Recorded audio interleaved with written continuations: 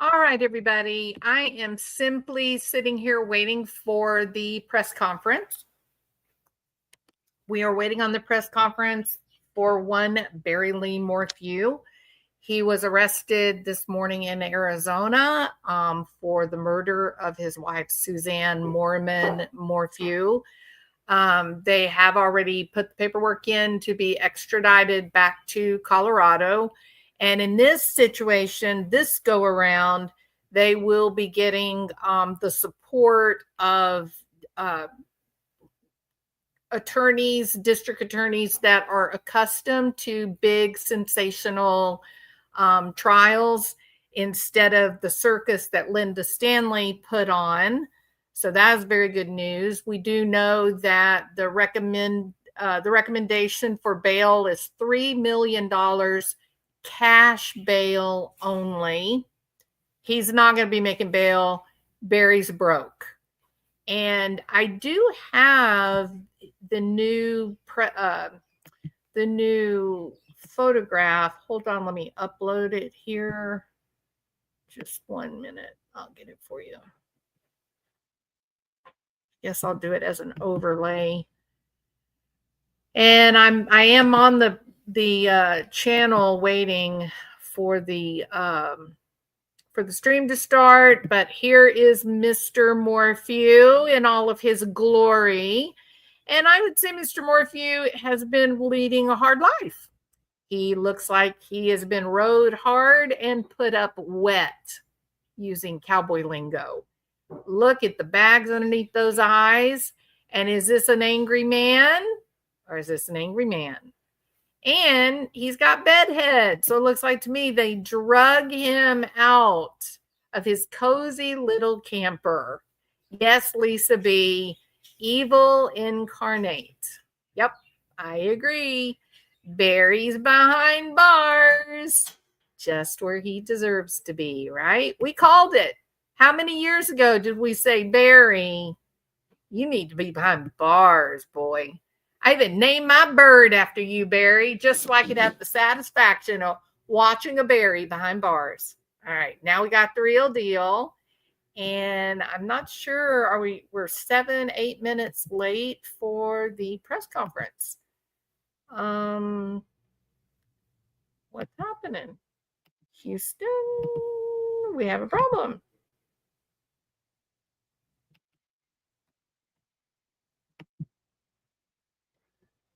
Let me refresh it and see.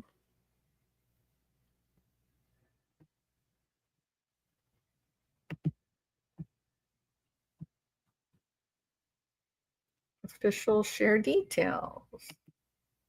But your live stream ended, buddy. So what happened?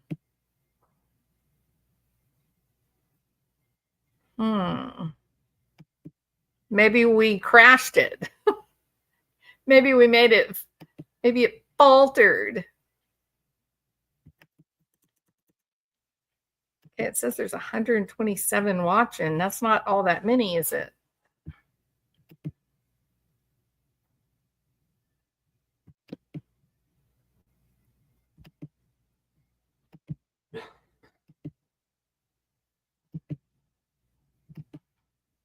Okay, it's been refreshed, but it's still showing that it's ended.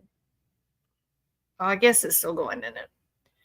All right, so we're just going to kind of bide our time. Look, I just peeked in Tyson Draper. Tyson Draper just did a very, very quick little live. Okay, so 6:20, so they put it all. Martin Smallwood! Oh my God, my friend. I am so excited that you and AK were the first people that popped in my head. I think it's just absolutely spectacular. And how about that arrest affidavit, Martin? Have you read it yet? I'm going to put a link up here if you want to come up and chit chat while we wait on the everybody say thank you, Martin and AK, right? For sure.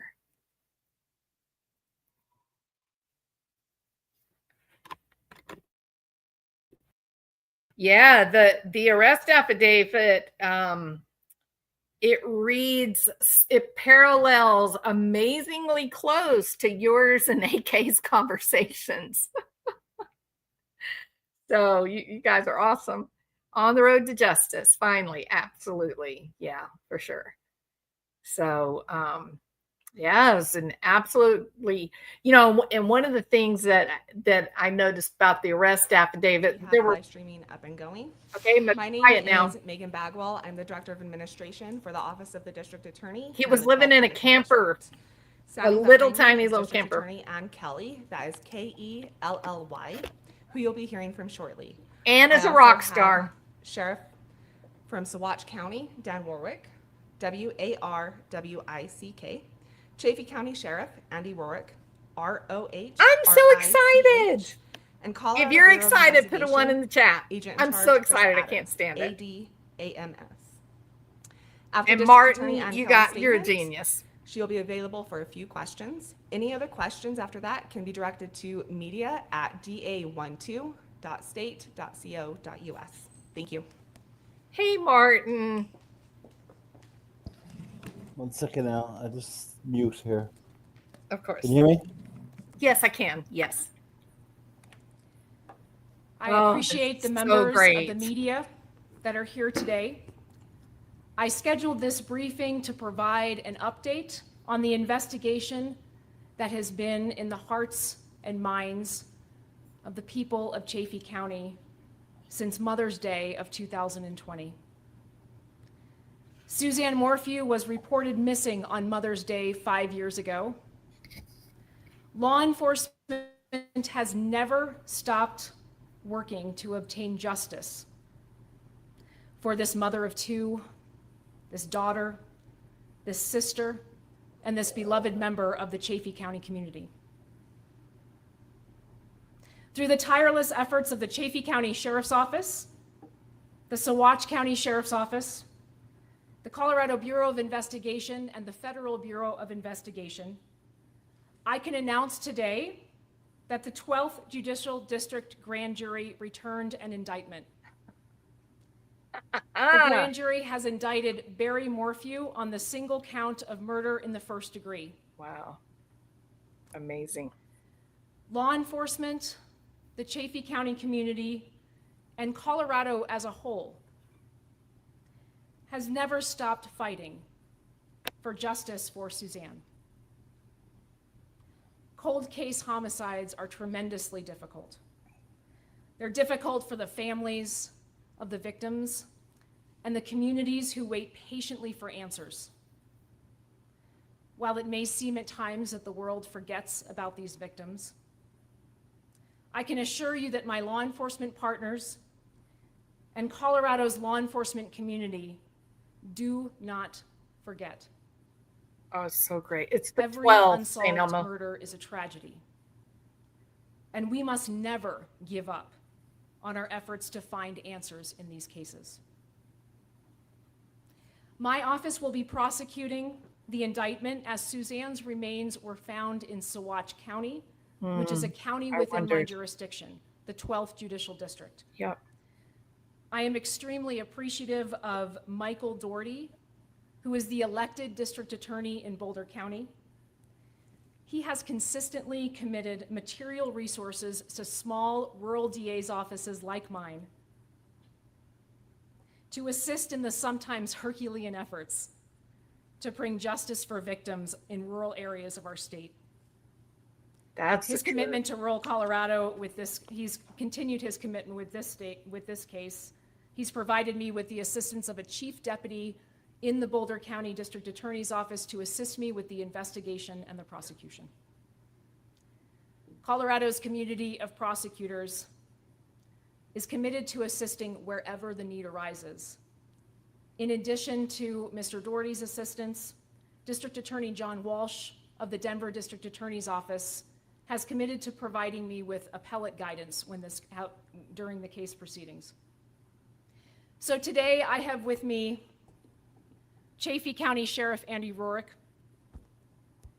I stand united with Sheriff Rorick and Under Sheriff Alex Walker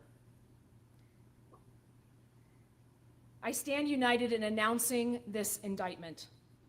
Through this process, I have seen firsthand how deeply Sheriff Rorick and Under Sheriff Alex Walker and the entire Sheriff's Department in Chaffee County cares about this case. I am proud and appreciative of our cross-jurisdictional partnership and their hard and excellent work. I also stand with the Federal Bureau of Investigation, who has never wavered in its commitment to this investigation.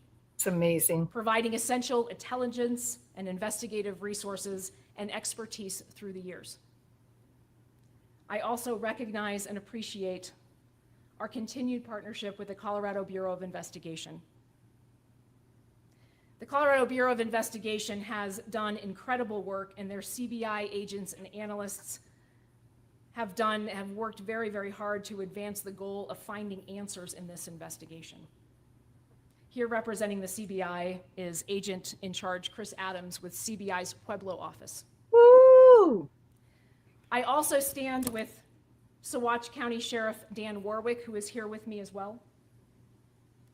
He and his office immediately answered the call to action when Suzanne's remains were found in the county he represents. Sheriff Warwick and his deputies are an essential part of this team, responding to the recovery of Suzanne's remains with the highest level of dignity and professionalism. I also want to continue to recognize what I have come to expect in my years as a prosecutor, and that is multi-jurisdictional and multi-state cooperation and partnership. I want to recognize the Arizona Department of Public Safety, who immediately responded to our team's request for assistance in locating and arresting Barry Morphew in the Phoenix area. Mr. Morphew will be held by Arizona authorities pending extradition proceedings in that state. And upon conclusion of those proceedings, Mr. Morphew will be transported to Alamosa County to stand trial on the indictment. This indictment has been unsealed upon the arrest of Mr. Morphew. I asked for this briefing to provide you with an update and provide information to the community.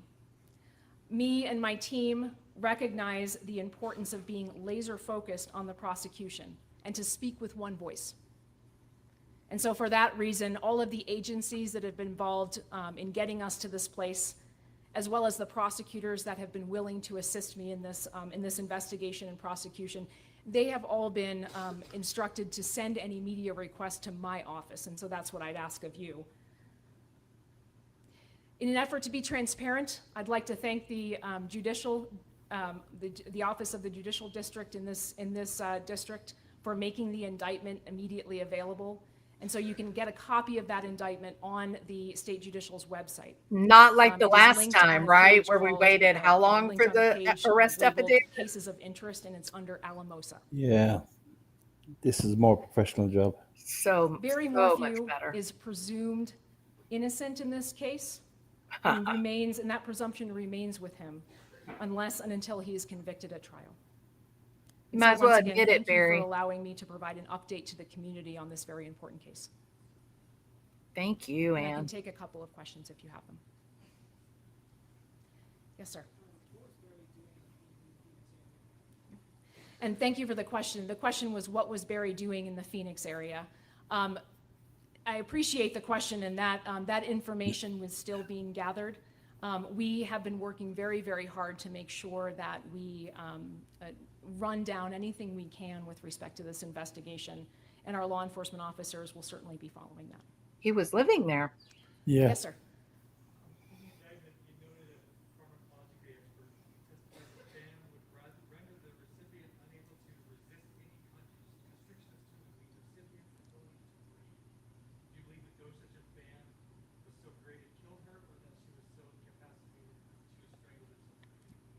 And thank you for that question. I am looking forward to having our team present all of those facts in a court of law.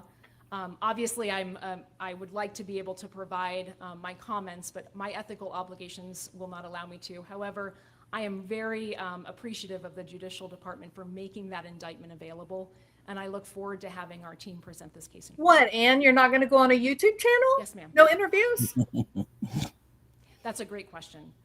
And so we, as prosecutors in Colorado and law enforcement in Colorado, we are very dedicated to making sure that we don't forget the victims of cold case homicides. Yes. But we also understand that it is so important to make sure that we have done everything we can to bring a case to court.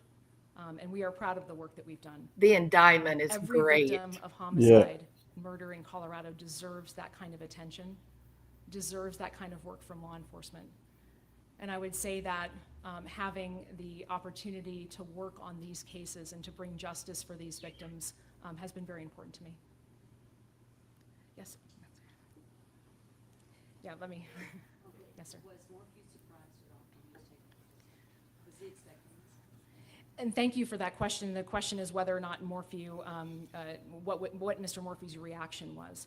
And I can tell you that that's going to be part of the case, and we look forward to presenting that. Why, did he run? Oh, he ran, Wow. Martin. Yes, sir. Wow. He ran. Oh my God. He either ran or he said, And Yeah, thank you you for got that me. question. The indictment has a wealth of information. Look at about- his face, about though. He's that particular furious. topic, as well as the probable cause that supports the arrest in this case. And obviously, we are going to do everything we can to make sure that justice is done for Suzanne. And that includes being as thorough as we can about the facts of the case. Another question. When you arrest Barry in Arizona, so that's still investigating right now with Arizona law enforcement? So the Arizona Department of Public Safety has been an incredible partner for us. They organized immediately when we asked them to respond when we received the indictment. So I very much want to thank the Arizona Department of Safety. What about you, sir? What will be the biggest difference between the prosecution of this case and the time versus back in 2021? Oh, it's totally different. And the question is, what would be the difference between the prosecution of this case and other prosecutions? You know, justice for cold case homicide victims remains a priority in the state of Colorado, both for prosecutors and for law enforcement. And that's despite any challenges that we may have had in the history of any particular case. That remains a priority for us. And so we have worked very hard to move forward in the case. This case is a different case, and I would refer you back to the indictment in this case. And we've worked very hard to move forward. Yes, sir. On an emotional level or on a personal level, and it's okay if you repeat yourself, can you talk about the journey, your journey from the day this was dismissed until today? Broad strokes. Just tell us that story. Well, thank you for that question. The question is, what has this process looked like, essentially? What has this process been like for the family, for the community, for our law enforcement partners? And I can tell you that it has been a long road. It has been a long road, and the families of the victim have been so patient. The community has been so patient. But I can tell you that our law enforcement officers have never forgot, have never given up, and they have been working so hard to get to the place where we are today. And so it is never enough to say we're just going to forget about it because it's too hard. And so that has been the process for me. And I'll take maybe one more question here in the front. Can you elaborate further on where Suzanne's remains were found in relation to Moffett? I know it was undisclosed, but can you provide more detail about where she was found? So it was in and around the town of Moffett, and that raises an important question that I want to address. And so the remains of Suzanne Morphew were found in Saguache County, and that's obviously a county in my jurisdiction. And so jurisdiction in this county is appropriate. I can tell you that I have reached out to and contacted my friend and colleague, elected District Attorney Jeff Lindsay, who currently covers Chaffee County. And He he's is in great. full He's support good. of our efforts Yeah. to prosecute this case here, and has committed to providing any resources that we need to prosecute this case. I love that they're all working together so close. yeah, And the question is I'm sorry, can you say that again? How did you know Barry was And I appreciate that question. We obviously have never given up on this investigation, and so working with our law enforcement partners, we were able to make that determination. Could anyone else possibly face charges? So right now we have the indictment in front of us, and we're committed to working hard to get that done. So, and this will be the last question. Thank you so much. Just one last question. From a community perspective, this community's been through a lot with the district attorney's office. Yes. We've watched you take it over and repair it, stand here with law enforcement, something this community might not have seen in the past. We've watched you build a staff. Now we're at the point where we've got all kinds of television cameras here because you've done what you've done in this particular case. Speak to what kind of satisfaction you have and gotten here, and is the job done with your staff, and can you now move forward? Well, and thank you. The question relates to the status of our district attorney's office and where we've been in the last 3 years. And thank you for the question. The effort that we undertook to come to the San Luis Valley, that I undertook to come to the San Luis Valley and build the district attorney's office was quite tremendous. But I can tell you that the collaboration of prosecutors across the state to assist me, to assist my staff, to assist law enforcement has been absolutely tremendous. It is a testament to how strong our law enforcement community is and how united the prosecutors in the state of Colorado are. And so assisting me in building the office in the San Luis Valley, that is a testament to the assistance that I've received across the state. So thank you for the question. Thank you for what you've done. One last question, and when do you expect Barry Morphew to show up? Thank you. So he's currently being held by the authorities in Arizona.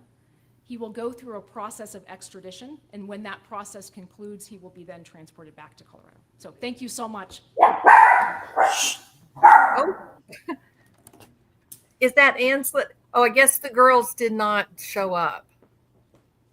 So the girls were supposed to have been there, but let's be fair, that would be a pretty horrible process for them, right? I think Anne Kelly's brilliant. Just the confidence you get from just listening to her, you know. It's a completely different scenario. Is my mic fine there, Jules? Is my sound okay? Is it? Yeah. Yes, I can hear you. Chat, put a 1 if you can hear Martin. I've got my headphones on, so I can hear you really well. Okay. Can y'all hear Martin? Let's see. Okay. Right. Yep, they can hear you. So the first thing is, I assume that you've had a chance to read the indictment. I did, yeah. What'd you think? Oh, I loved it. I like the fact that they spoke about the telematics, about the missing telematics, you know, which was so frustrating for so long. Yes. So they've had the CERT team looking at them. Very interesting was the fact that Suzanne's body was moved, which I didn't think that was the case, but that's very interesting. It really changes things, doesn't it? Yeah. And I'm going to tell you. So number one, thank you for all of the telematics work and all the analysis that you and AK did, because I really don't think that we would be here if you guys hadn't put that out in such a public way. So I will definitely own that I believe that. Okay. So that's number one. Number two, then the question is, why did he move the body? That's a good question. And really, I'm only thinking about this from reading the indictment today, because I didn't believe that it's very risky to move a body. So risky. Yeah, because especially after he was arrested and everything. Well, even before he was arrested, there was eyes on him all the time, you know. So Yeah, I think it was a big risk, but there was something that AK was onto, and I'm not going to say it here now because I haven't spoke to AK yet today. Yeah. I got a message. That's all, Yeah.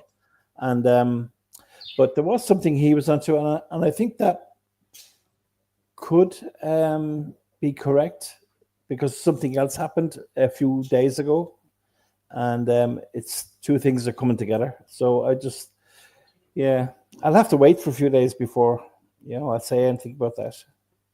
Yeah, no, I understand.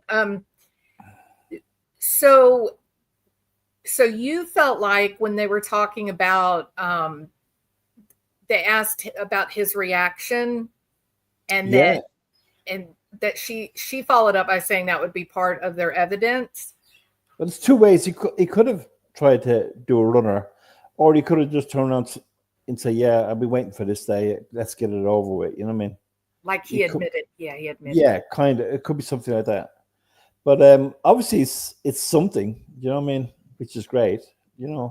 Every little bit helps. Or maybe he was getting ready to run. Maybe he was getting ready to go to Mexico. Well, it wasn't far. You know what I mean? I mean, there's a reason he headed down there, right? Yeah. So, and then the newspapers were saying that the daughters were expected to be at the press conference. Yeah. I What wouldn't have thought so myself. Well, I wondered, that the indictment is pretty laser sharp. That like they leave very little room for doubt, right? The way Yeah. they laid out the telematics, like UNAK did, the way they laid out those telematics, and then the description of accessibility to BAM. And wasn't it in the arrest affidavit the first go around? He actually admitted to having the BAM. Like there was Oh, yeah. conversation. He did, yeah. He did, yeah. He was on about tidying up his shelves and in the garage, and yeah, he admitted that he had BAM in. He used this in Indiana, So, yeah, he's done. Like you had Iris saying that every Tom, Dick, and Harry went around Colorado with BAM in their back pocket. No, not at all. And I Yeah. said that when she came out with that comment, I said, absolutely not. That Yeah. is a type of medication or chemical that is so heavily regulated that it's Yeah. really law enforcement, veterinary use only for large game like nuisance animals. Yeah. So she said, "Oh, they've all got it. If you Yeah. hunt, you've got it." No, ISIS, you don't. Yeah, I must admit, I got a bit of a shock. And it's funny, I was actually on my Google Maps, and I was like, when I open up my Google Maps for Suzanne Morphew page, it's just totally covered in pin marks, And I had family over here today, see, and my brother was just we were looking at something else, and he was saying, "What's all these pin marks?" Yeah. And I was just showing him, and then I just went on to I got a message on my WhatsApp, and then I looked at Reddit, and there was loads of messages, So wow, this is a great day. I was expecting it. I was expecting it any day.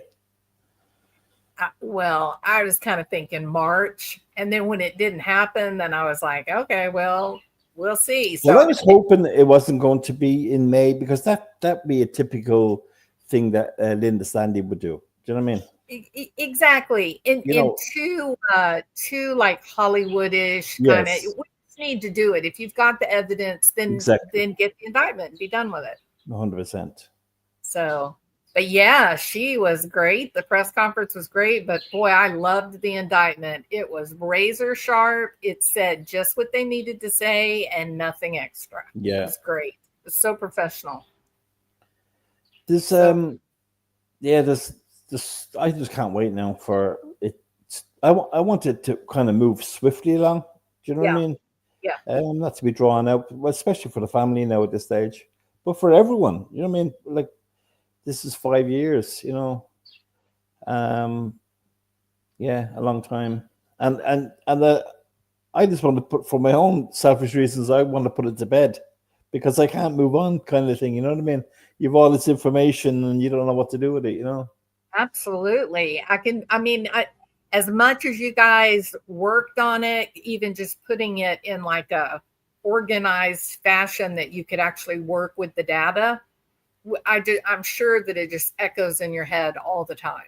Oh yeah, I know AK's the same. There's not a day goes by you don't think about it. Yeah. You know, and I use my maps for other cases as well. So when I click onto my Google Maps, that name comes up straight away. You know, it's the top on my list. You know, so it's yeah, I think about it all the time.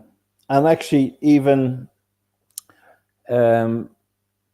somebody private messaged me about some information. So I was discussing some of the stuff that was in that indictment, which was weird. So I wonder, does that person bones, know? Eh? Hmm? The bleached bones. Yeah, no, it was about the. Not going to say too much now, but it was about something that was in the indictment today, and questions were coming across, and I was going to ask back, why are you asking me these specific questions? You know what I mean? I was getting these specific questions, and I just had a go. Do you know what I mean?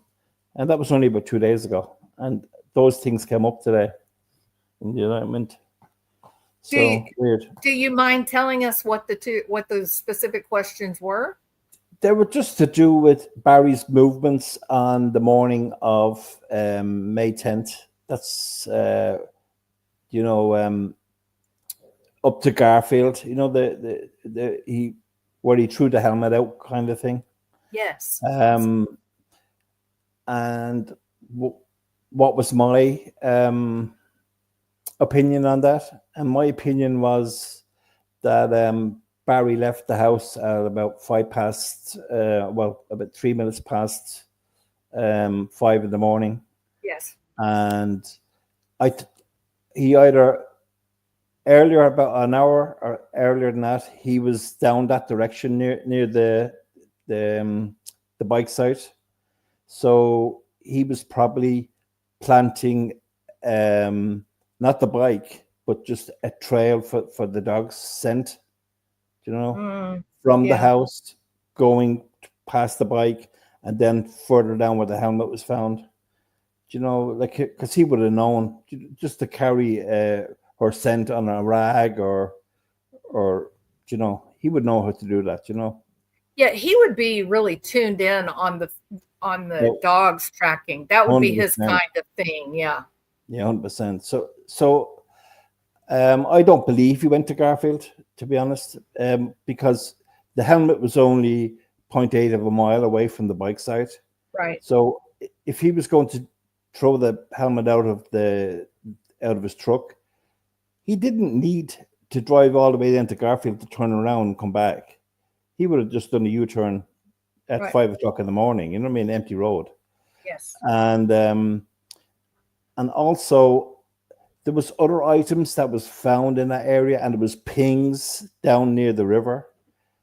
So I'm thinking when he laid that trail out for the bloodhounds, I reckon he walked down there, planted the helmet at that stage, and from down below, not from above. Do you understand me? I do. Yeah. On that little road that the barrier was across, you know, where he was parked. Yeah. On Tyson's video, you see he's parked or his mother parks the truck there. Yeah, it's so strange. Yeah.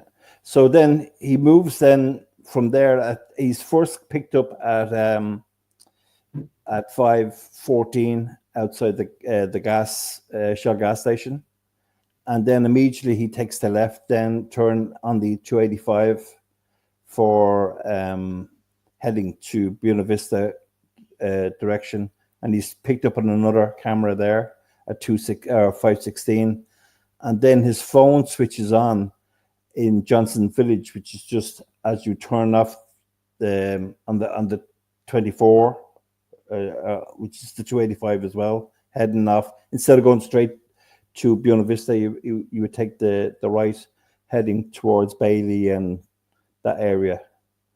So that's when his phone comes on. So it's interesting.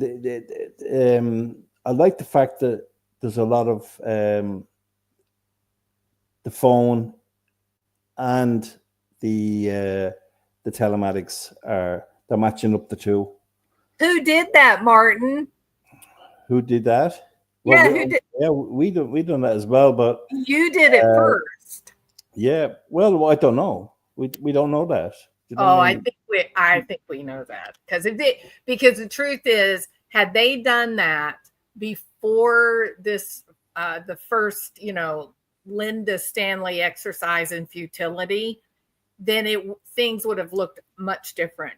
You don't be humble on this.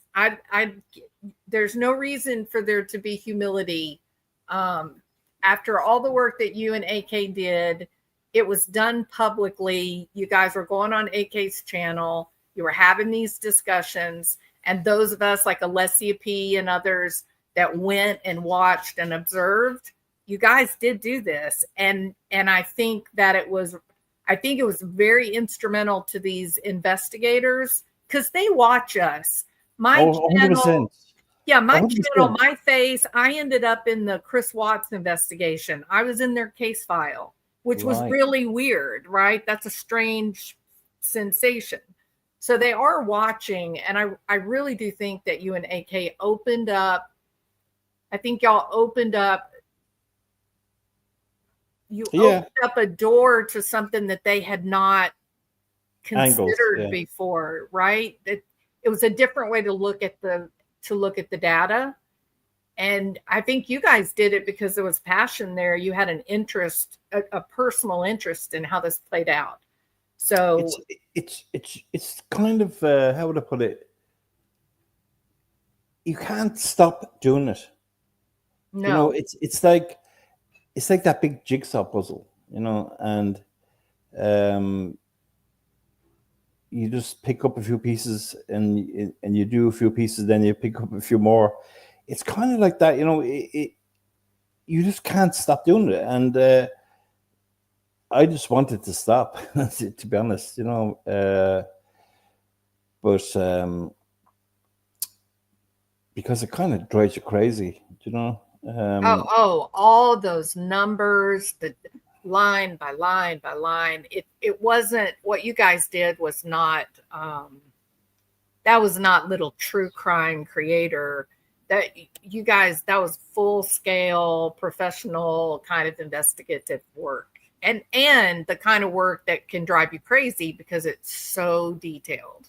And the other thing is people don't get it. It's difficult to explain to people. You've got numbers, and like I was doing stuff on the Karen Reid case, and all of a sudden they came up with the telematics, and there was the prosecution. They brought up telematics from their text stream data and whatever, and I immediately plotted them on my Google Earth, and it was totally wrong from what they were saying. Oh, they completely misled. They misstated it. It was crazy. It was crazy. But you see, the problem is this is something I'd love to see somebody do. So you get the likes of AK, myself, and Aussie Insider, and a few of those people that are able to help in some ways because maybe it's just the way their mind works or whatever. That's right. That's exactly right. They then can't get that information. The problem is trying to get that information to the right people. And when we done it on AK's channel, they closed the channel down. I know. The power that people have is unreal, And you see the same thing in the Karen Reid case. Everything was shut down. That Turtle Boy was shut down.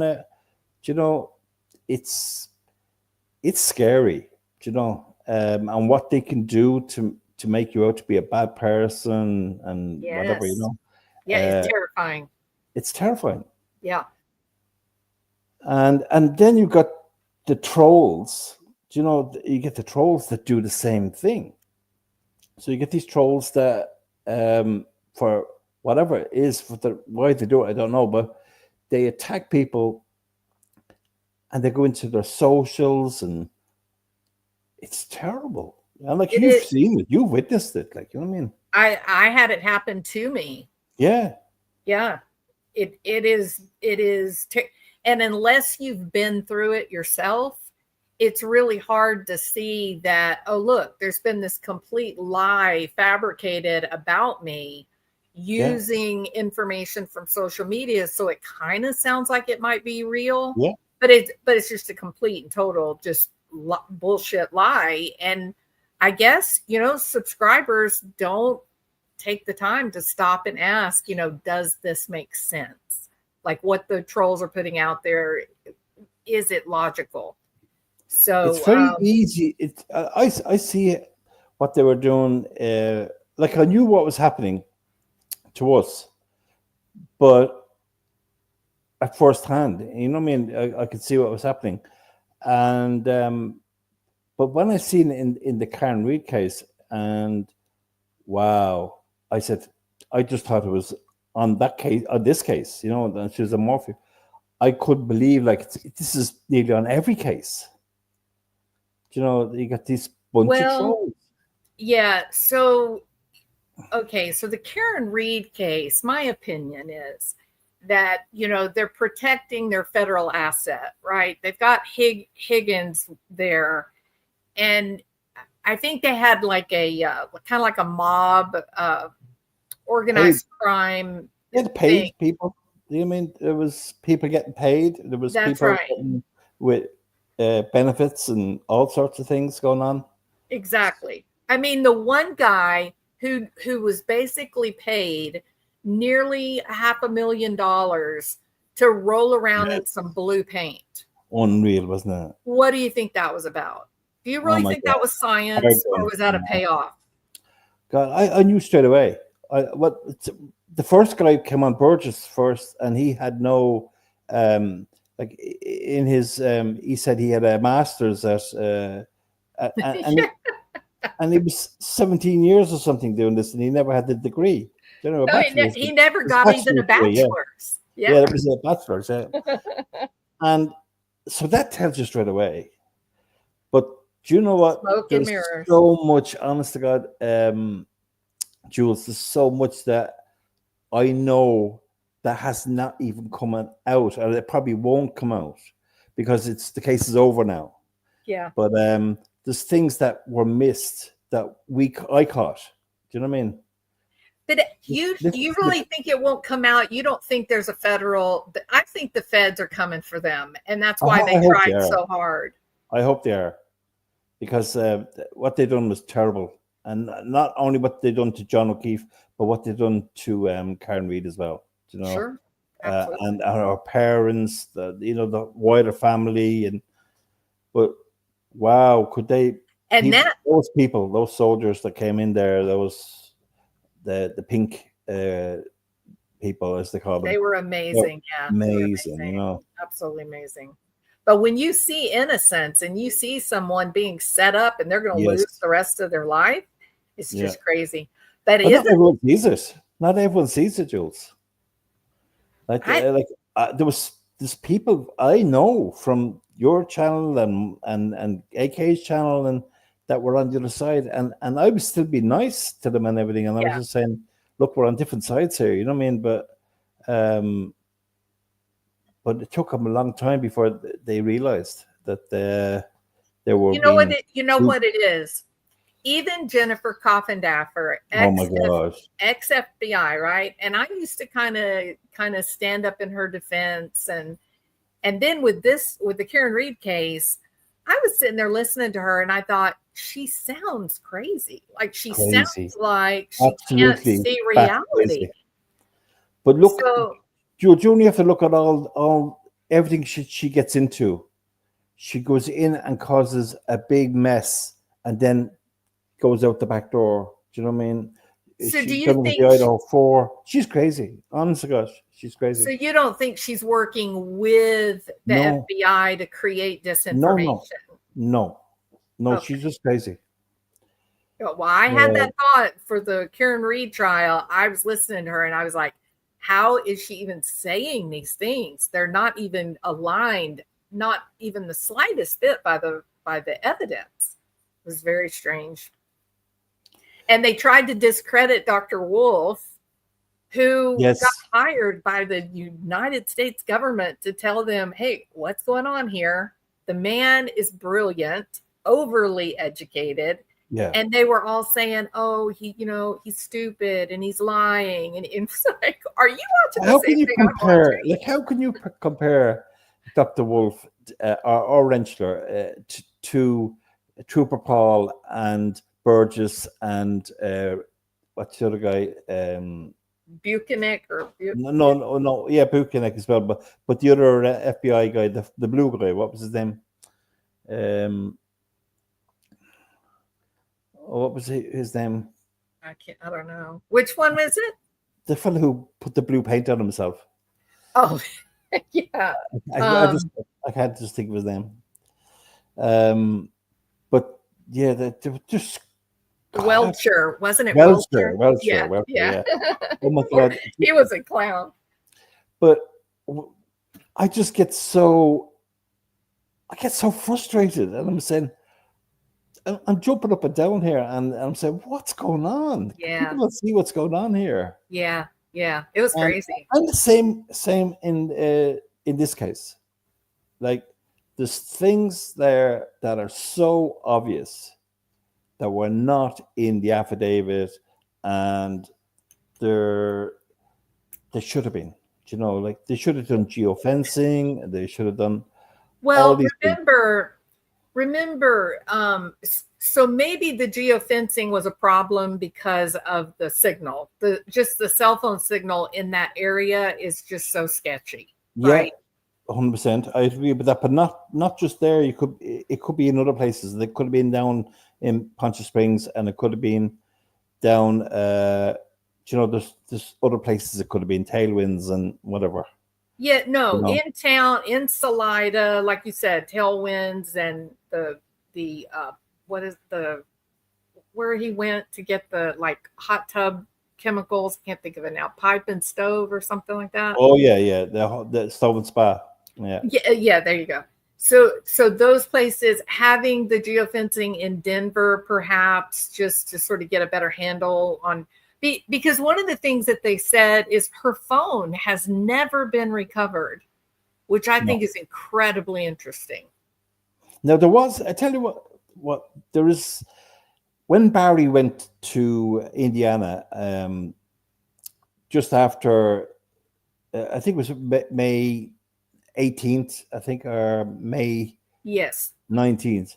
Yes. Well, I was on her Facebook and early, and I seen Suzanne checked into Alexandria and my dates were different than everyone else's dates because I'm in early.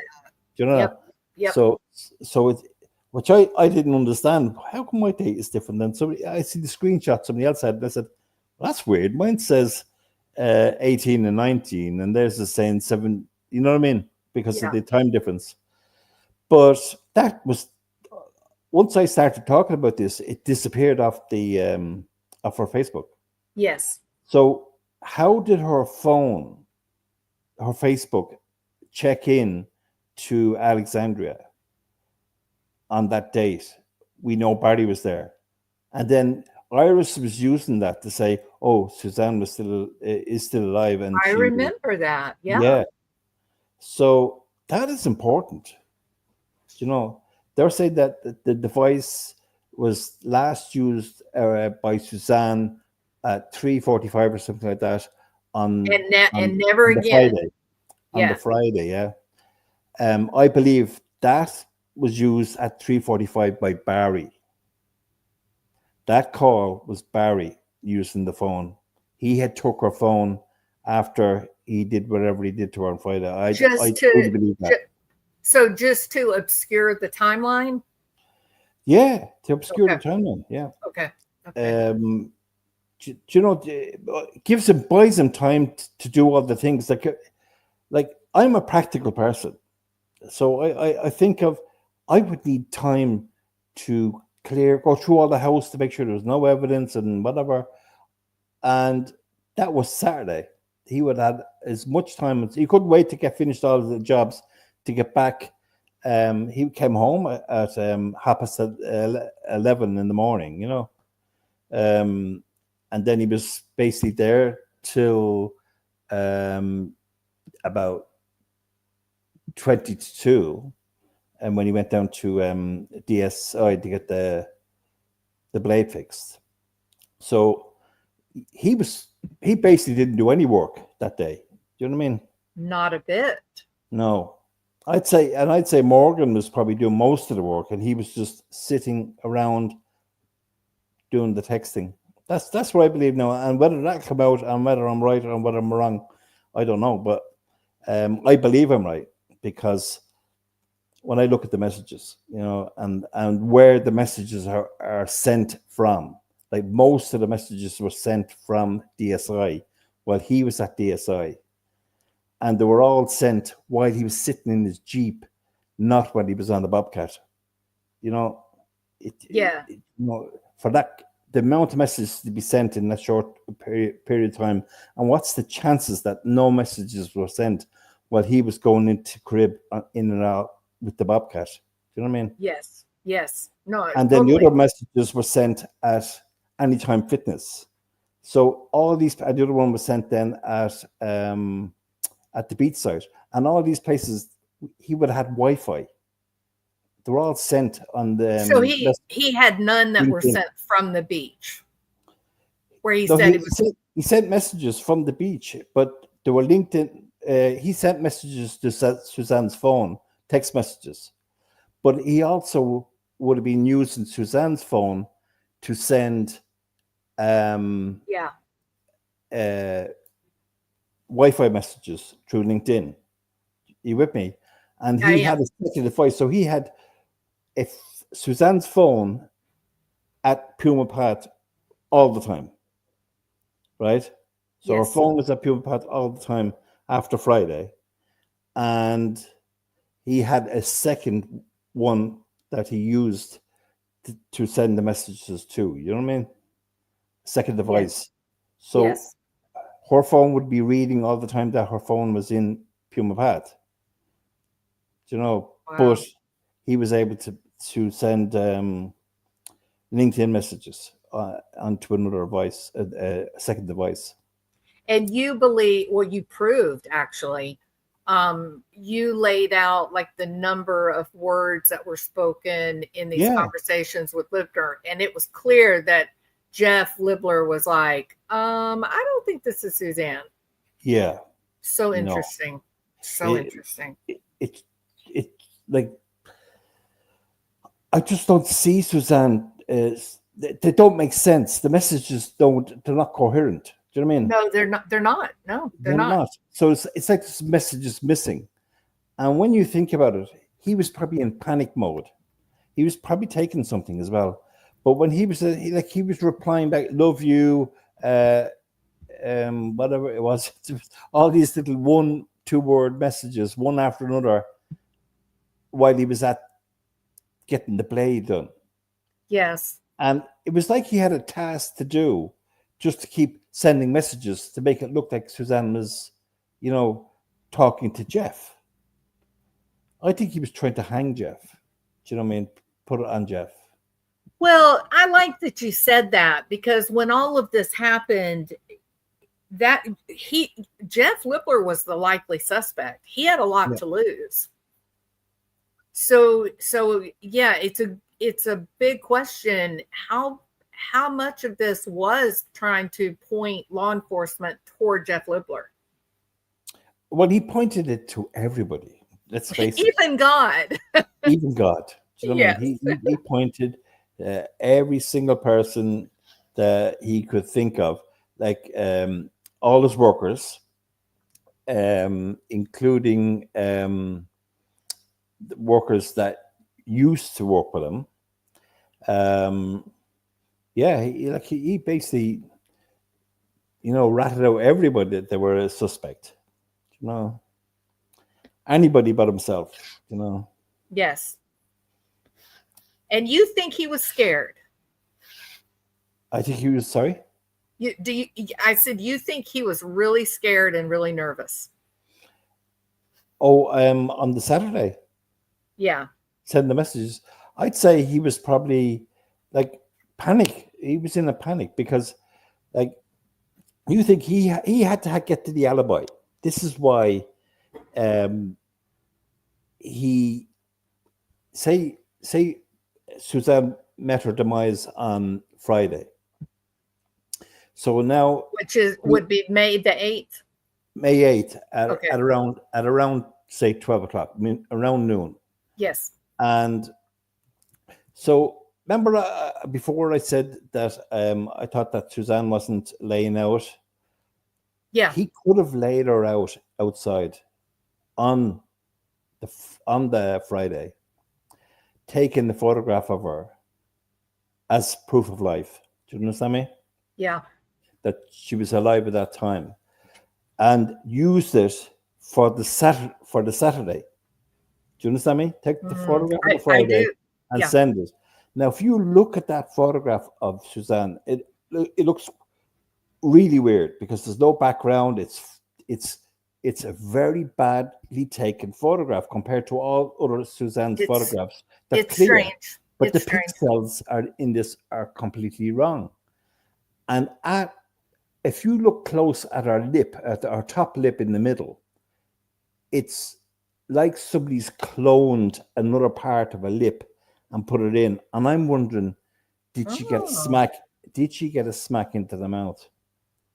And I only really noticed this. But if you get that photograph from anywhere on the internet and you'll see it, zoom in, and you'll see the pixels are they're odd, right? Just by her mouth. Yeah. And years ago, you used to be able to just clone a picture, and you could, a blotch on somebody's face, whatever, that you could remove it kind of by taking one piece and moving it over. And you wouldn't have to be great at Photoshop to do something like that. And I think Barry's made so many bad judgments with details that it wouldn't surprise me that he did something like that. That she had a mark on her lip, because her eyes were definitely swollen. Her eyes looked like that somebody who was after taking an overdose or something. You know what I mean? Those eyes. She looks intoxicated, not really? Intoxicated, Good. or very sleepy, kind of. She kind of looks like she's super sleepy, right? Yeah, it's odd. It's like she's got this kind of a smile kind of thing, and the eyes are really. And funny enough, when the girls seen that photograph in court, they burst into tears. Now I know they would do anyway, but maybe it was realization. Maybe they realized they'd never seen their mother look like that before. I don't know. Yeah. But so I do believe that he could have easily done that on the Friday and only sent that photo on the Saturday 24 hours later. Do you know what I mean? Okay, so I'm going to share this. Hold on. I've got the picture that we've been talking about. Okay. All right, so here's the last picture. There's a lot wrong with that picture, though, isn't there? Look at her eyes. 1 second, I can't see that now. So maybe I didn't. Yeah, that's my bad. I'm sorry. I had to state. Oh, I got to take Barry down. Hold on. Bye, Barry. Good riddance, buddy. All right, now that's the picture. Her eyes look odd. Look away, at the Go down below her nose now. Go down a little bit lower below her nose, and you see her top lip. See it? See the square?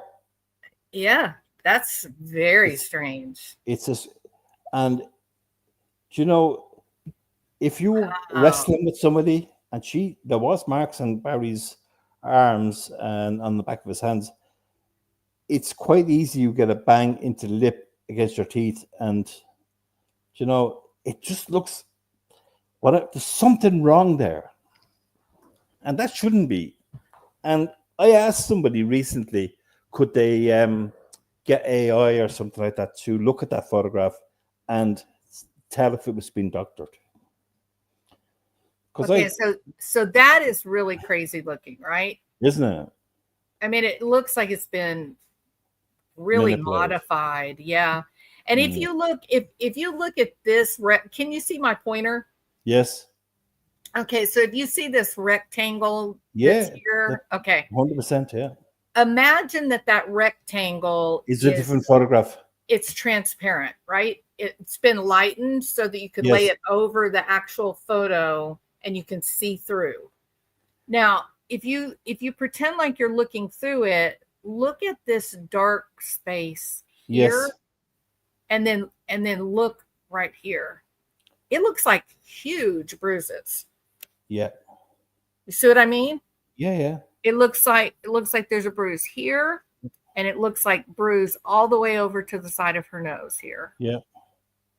Now. No, shadows. I'll just say shadows will cause, you know, when you look, you know, different light, you can get shadows. It's like people were saying in the Karen Reid about the sneaker that was found on the lawn had a black sole, but it didn't.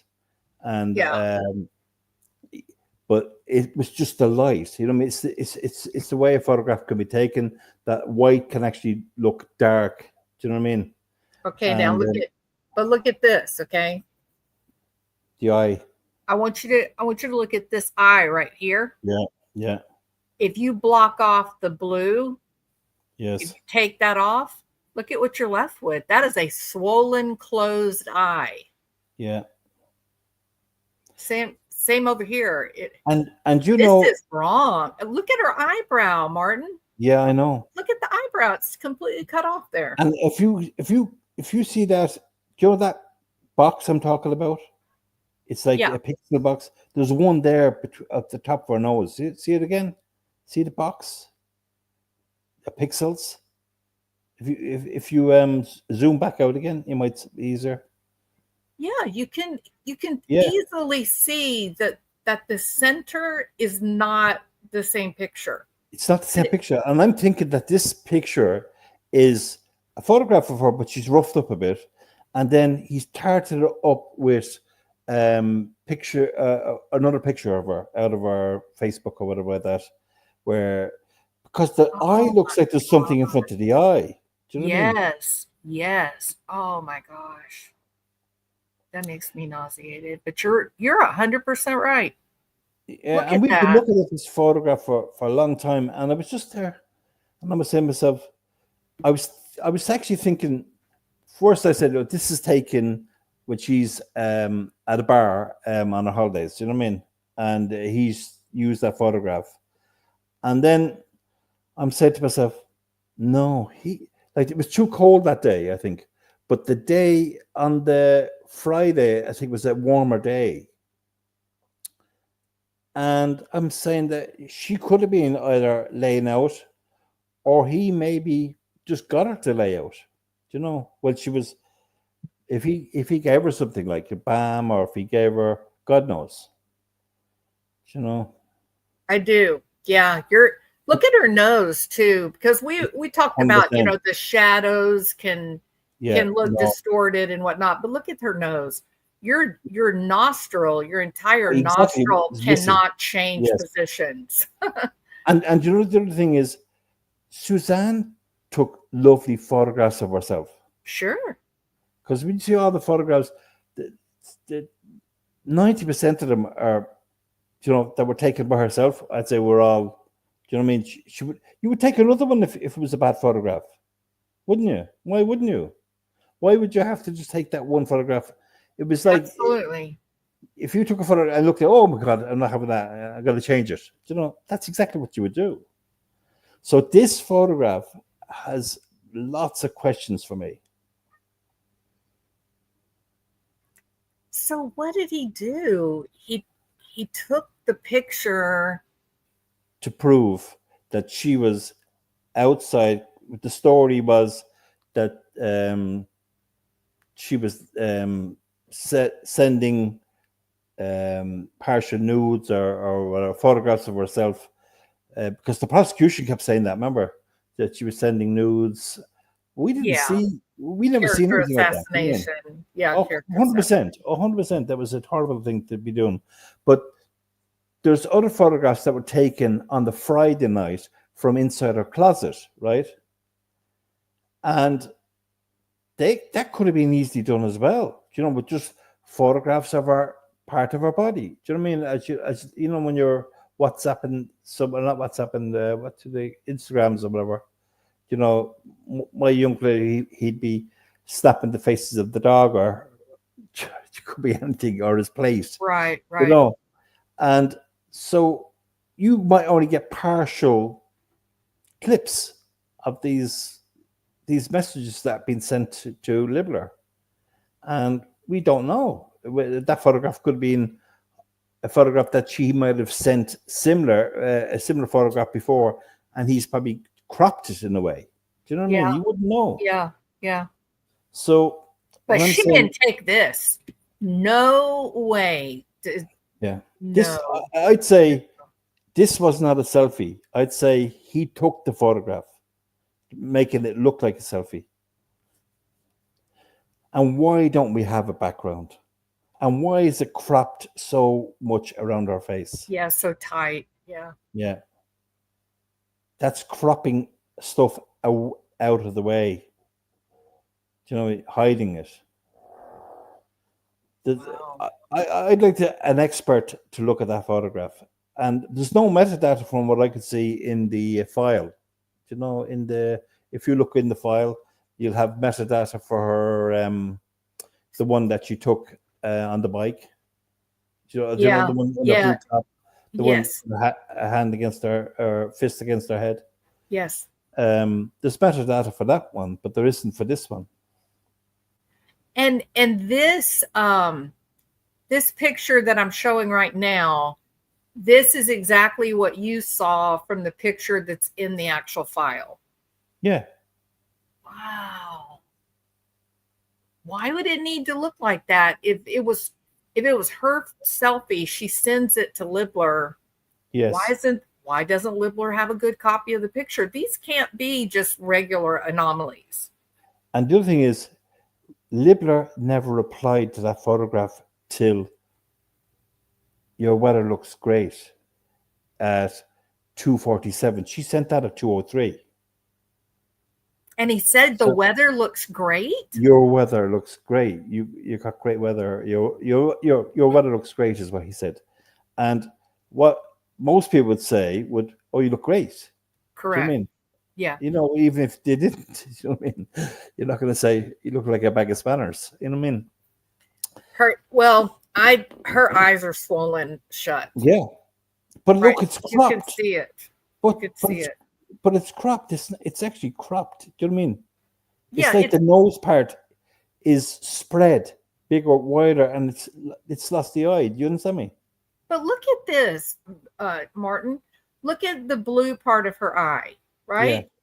Yeah. Now that I'm like zoomed in so close, you can clearly see That's small rectangle that cut out the blue. And 100%. That's been put on top of this picture where she's had the shit beat out of her. And you know, the other thing is, Jules, I often mess about. You often see me messing about making city photos. And you can take that eye, right? And you can copy it, crop it, and then you can turn it around so it's the right eye. Do you understand me? Yes. Like the front, and then put it on the other eye. But that photograph is a mash up of body parts, nearly. Yes, it is. I mean? It's like a Frankenstein monster. That is terrifying now that you see it, because you can see. So if her poor little face. If that is altered, Jules, then you have to ask the question, why? Why would you alter a photograph? And you see that, you see the black here. Yes. Wow, that you are right. I see it now. That is so strange. And this picture was provided by Libler's phone. This is what was sent to Libler. Yeah, and the cops got it from Libler. I don't know. See, they recovered stuff from her LinkedIn account and from his LinkedIn account, but they didn't have his physical phone and they didn't have Suzanne's physical phone. Oh my gosh. You know, because he said he dropped his on the steps and smashed or whatever, and we never ever got Suzanne's phone. That's kind of sus, isn't it?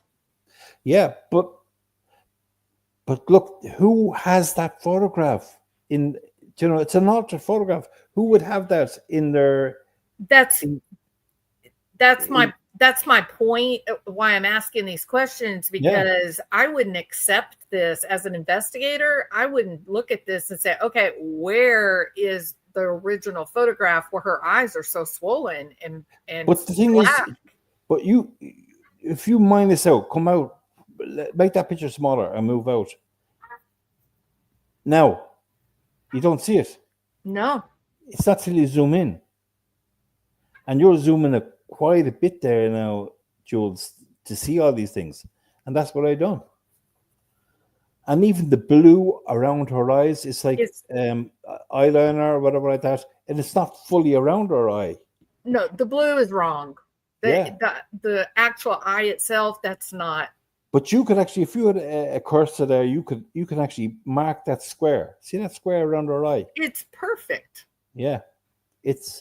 And that's what they're pixel. And what is this? What is this dark straight line and then just nothing?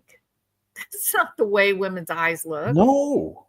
And the other one is like, it's like the nose is put on over. If you get me. Do you know what I mean? Is that pixel around her nose? The nose looks too big. Do you understand me? Yeah, I totally understand you. Like you got the trying to match it, because when you need, basically you have to kind of turn them a bit to get them to match, because her eyes, one eye is higher than the other because the way she's looking, her head is slanted. So if you're putting the nose from a different picture, you have to get it to the right size, but you also have to get it slightly tilted as well to match in. But it's the wrong size. They're not even the same size eyeballs. No. Her irises are two different sizes. No, wow. 100%. And look at her. Look at the eyebrow here. It just is. It stops like something. Got a razor and cut it off. Yeah. So this is in evidence. This is in evidence. Isn't it crazy? It's I'm amazed. And that's the teeth. Look at the top lip and the bottom lip. That's supposed to be not what she looks like. And look at that nose. Look at the nose. What happened to it? It's blurred. It's just blurred in because he just couldn't get it right. Do you know? It's unbelievable. Mm. And you can see it almost makes you feel crazy looking at it, doesn't it? It's like, how does this happen? I'd really want Anne Kelly to look into that, to get somebody to look at that, because I would know why. I know why that picture's done at that. Why you know what I mean? I mean, so we can look at it and we can tell that it's obviously an amalgamation of other pictures making her face look normal, so to speak. But Yeah. but now you can actually really look at it and see, no, that's not her face in total. There's many. I did it to my own picture. But when you zoom out, you see there now where you have Yeah, it? it looks totally Oh, just. yeah.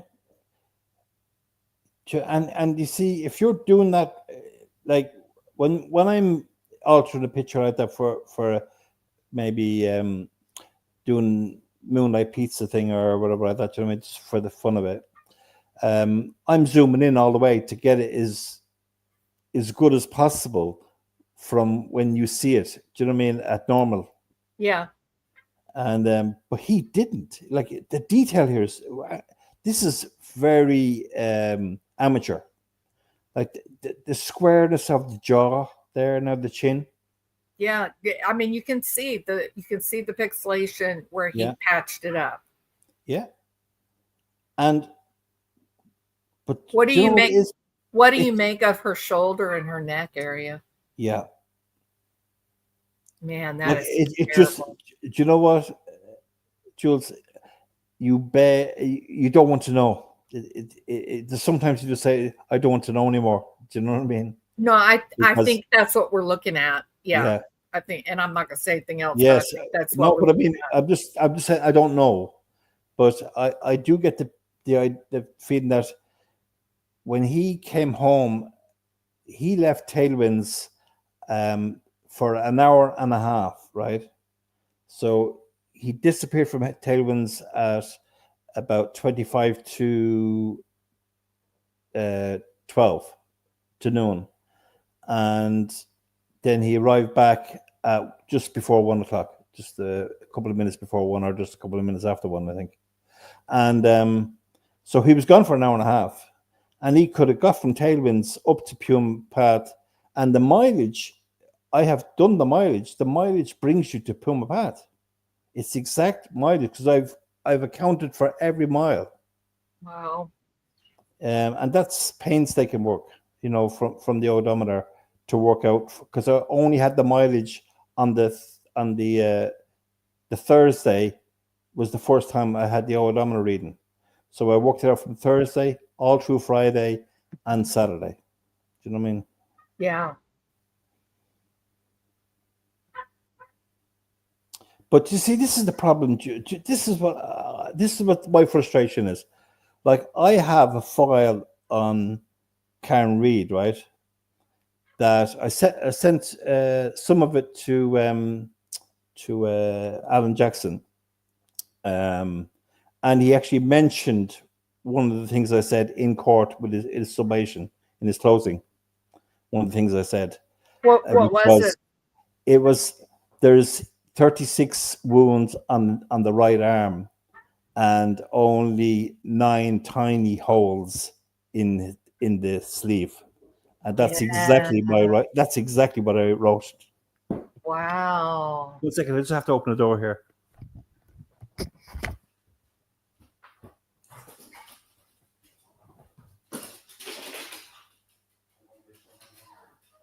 So you know how in his closing he said something like, "There was no collision, there was no collision, there was no collision."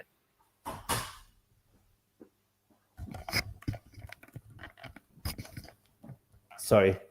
That's okay. You know how Alan Jackson in the closing said, "There's no collision, there was no collision, there was no Yes. collision," right? Yeah. Well, there is an attorney that has a YouTube channel, and his name is Buckle Up, It's the Law. Yes, I know him. Yeah. He DUI actually said, the DUI guy. Larry. He actually put out a video not long ago, and he said, if I was Alan Jackson, Yeah. this would be like my opening statement. And then Alan Jackson comes up and he actually says it in closing arguments. So I do think that these professionals that are doing this work, I think they know very well that there are people like you and AK and others that are doing real investigative work.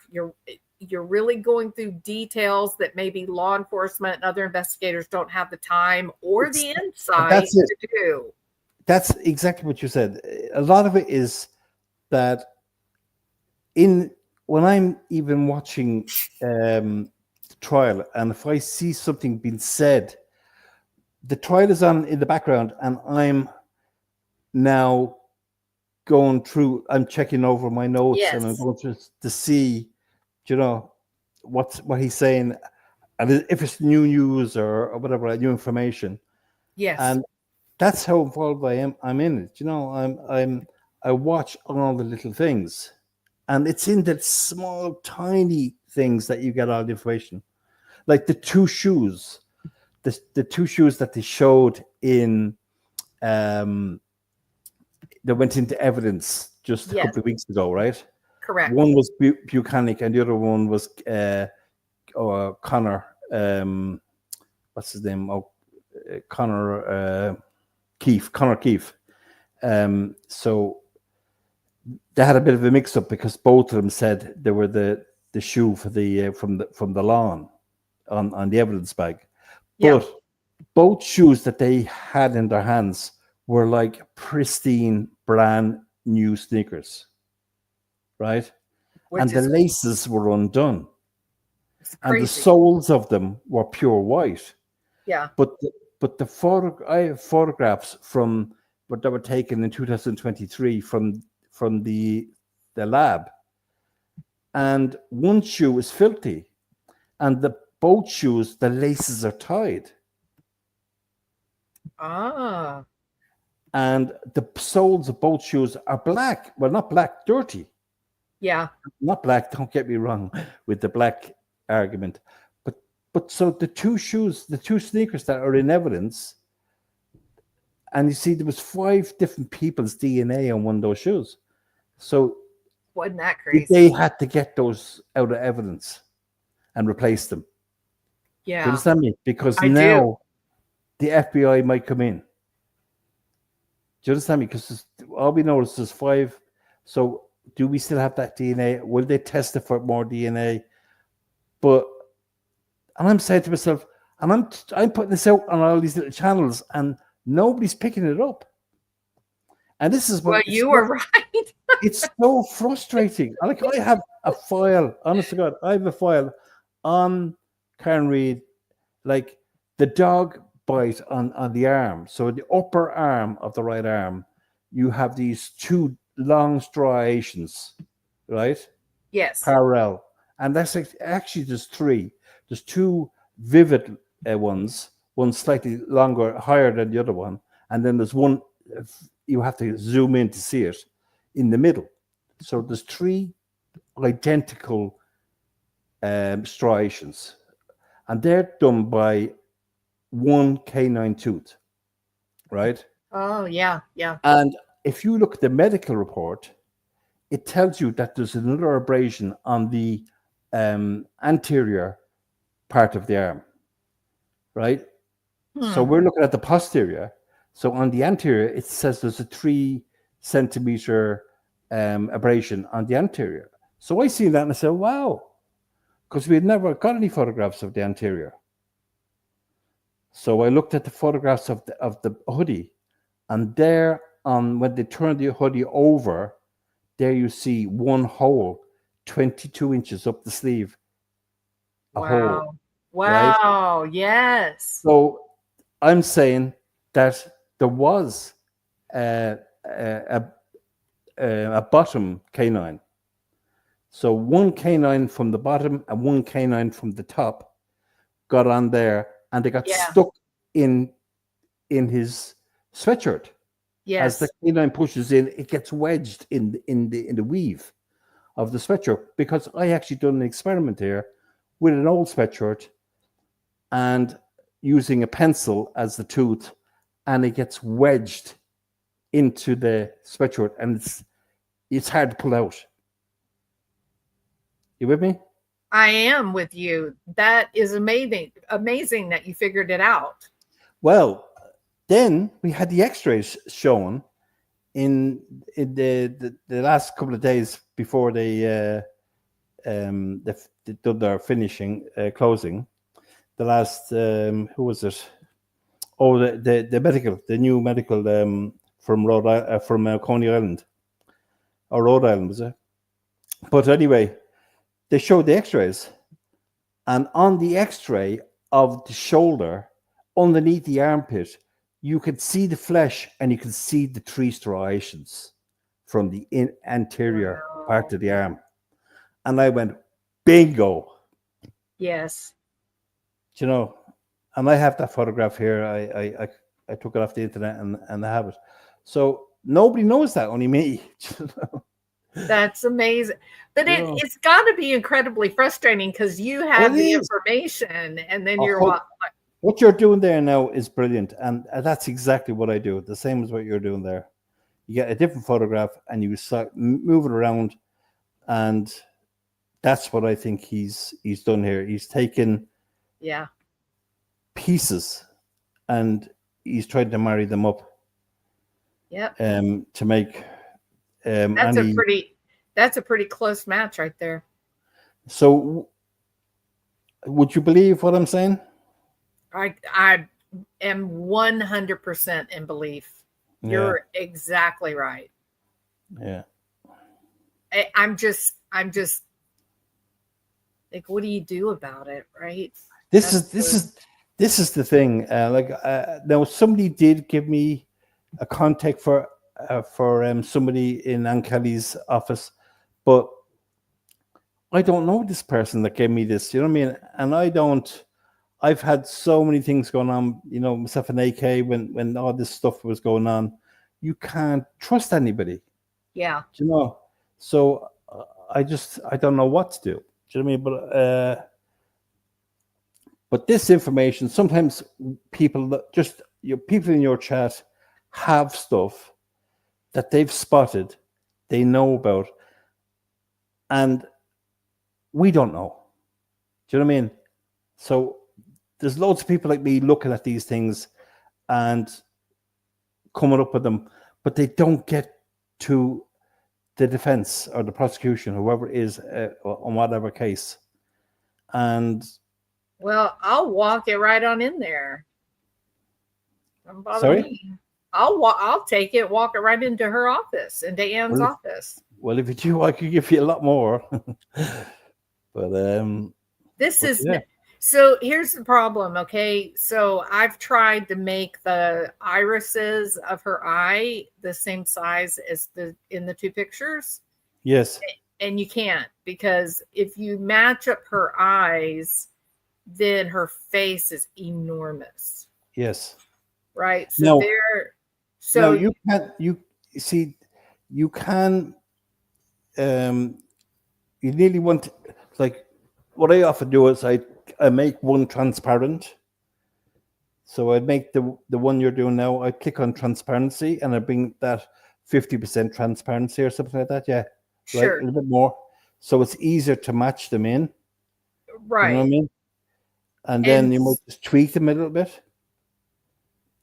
So that left iris now is pretty close, maybe a little bit bigger.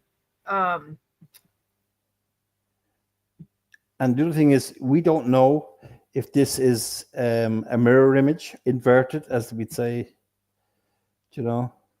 So sometimes you might be looking at it and then you find out afterwards that, no, that's her, that's a mirror image of her face. It's not the actual image. Okay, I want to show you though. Okay, you see how that left iris is the same size? Yeah. Okay, now watch It's what very happens. good, Watch what happens though to her nose. Okay, so there's the proof of life picture. Oh. I see somebody in the chat saying an expert would be able to, and I'm 100% sure they're Alma. Yeah, I would say an expert could do that in seconds because they have a program. I asked AI about it, and they said, so an expert will measure it. Will measure like the size of the iris, the distance from the pupil. No, but I mean, it will actually show if there's any alterations done to a photograph. Now we can see them when you zoom in. We can see the alterations, but it will actually show up. There's a girl on the Kyrie case, her name is Video Jesus, and she's brilliant. And she done not the Sally Port, but she did the Sally Port as well. But she done the Ring camera at the O'Keefe's house, and One Meadows Ave, and it highlights everything that's been altered. Okay, I want to look at. Okay, so look at the size of the iris on the left, on your left, right? Mm-hmm. Okay, the size of the iris is right between the two pictures. Do you agree? Yes. Okay, now look at the jawline because the iris can't change size. The iris, well, it's not possible for the iris of anything else on the face. The iris, that's your true blue. That is the constant on the face. That measurement of your iris is constant. 100%. Okay. So we know that we've got it matched up. Yeah. That one iris is exactly the right size. Now the jaw is slightly different, but the reason the jaw can be different as well is the angle you're taking the selfie from. Well, I don't know. You shouldn't be that far off if your iris size is matched. If the iris is the right size, you're not going to get that big of a difference. I think this photograph is slightly bigger, if you ask me. No. You're still not understanding what I'm saying. Sorry, go on. Okay, so the iris in the eye, the colored part, yes, it doesn't change size ever. No. So if you're looking for a comparison in faces, the first place to start is the iris. Yes. Match up your iris and make sure the iris is of equal size. Your computer programs will do that. The first thing it's going to do is going to measure the iris, then it's going to match it to the second iris. Yes. To see if it's equal, right? Yes. Okay. So we've got it. Now I'm just guessing here. I'm going visual, but it's really close. So once you do that, that should automatically get you, all the other ratios should be really close. Do you know what I actually do there, Jules? Now, on the original photograph below, I would put a red round dot on the iris, on the pupil, or the middle of the iris, and I would then use the transparency to move the other photograph into it. You with me? I am. Yep. Yeah, it's easier to do it that way. Someone, but when you got a bit of transparency. And then even try 25%. Try 25% of transparency. That's a lot. That's so if I match to the jaw. There, about 75. Yeah, sorry, 75. I meant. So if I'm matching to the mouth or the jaw, which is easily manipulated, but just for argument's sake. Yes. Right. So that should look pretty close on the jaw. Yeah. Right. Yeah. Now look at the size of the pupil. I mean, the size of the iris. Yes. No, it's not her iris. That's not her eye that is on that picture. And I think that this picture here may have been the overlay for the real face. I think he used parts of this picture, and then he had to cut out the individual eye and make it bigger, because everything else is good. Even the nose. See how the nose you get a little bit of the nostril, but not on the side. So that nose looks like it came from that picture. Yes. That the other thing that's hard to fake is the orbital bone, where your eyebrow grows and then it goes down into your nose, right? Yes. The orbital bone is super hard to fake. So even when you match up the jaw, and granted, the angle could be affected, but if I match up, if I match up her eyebrow, Yeah.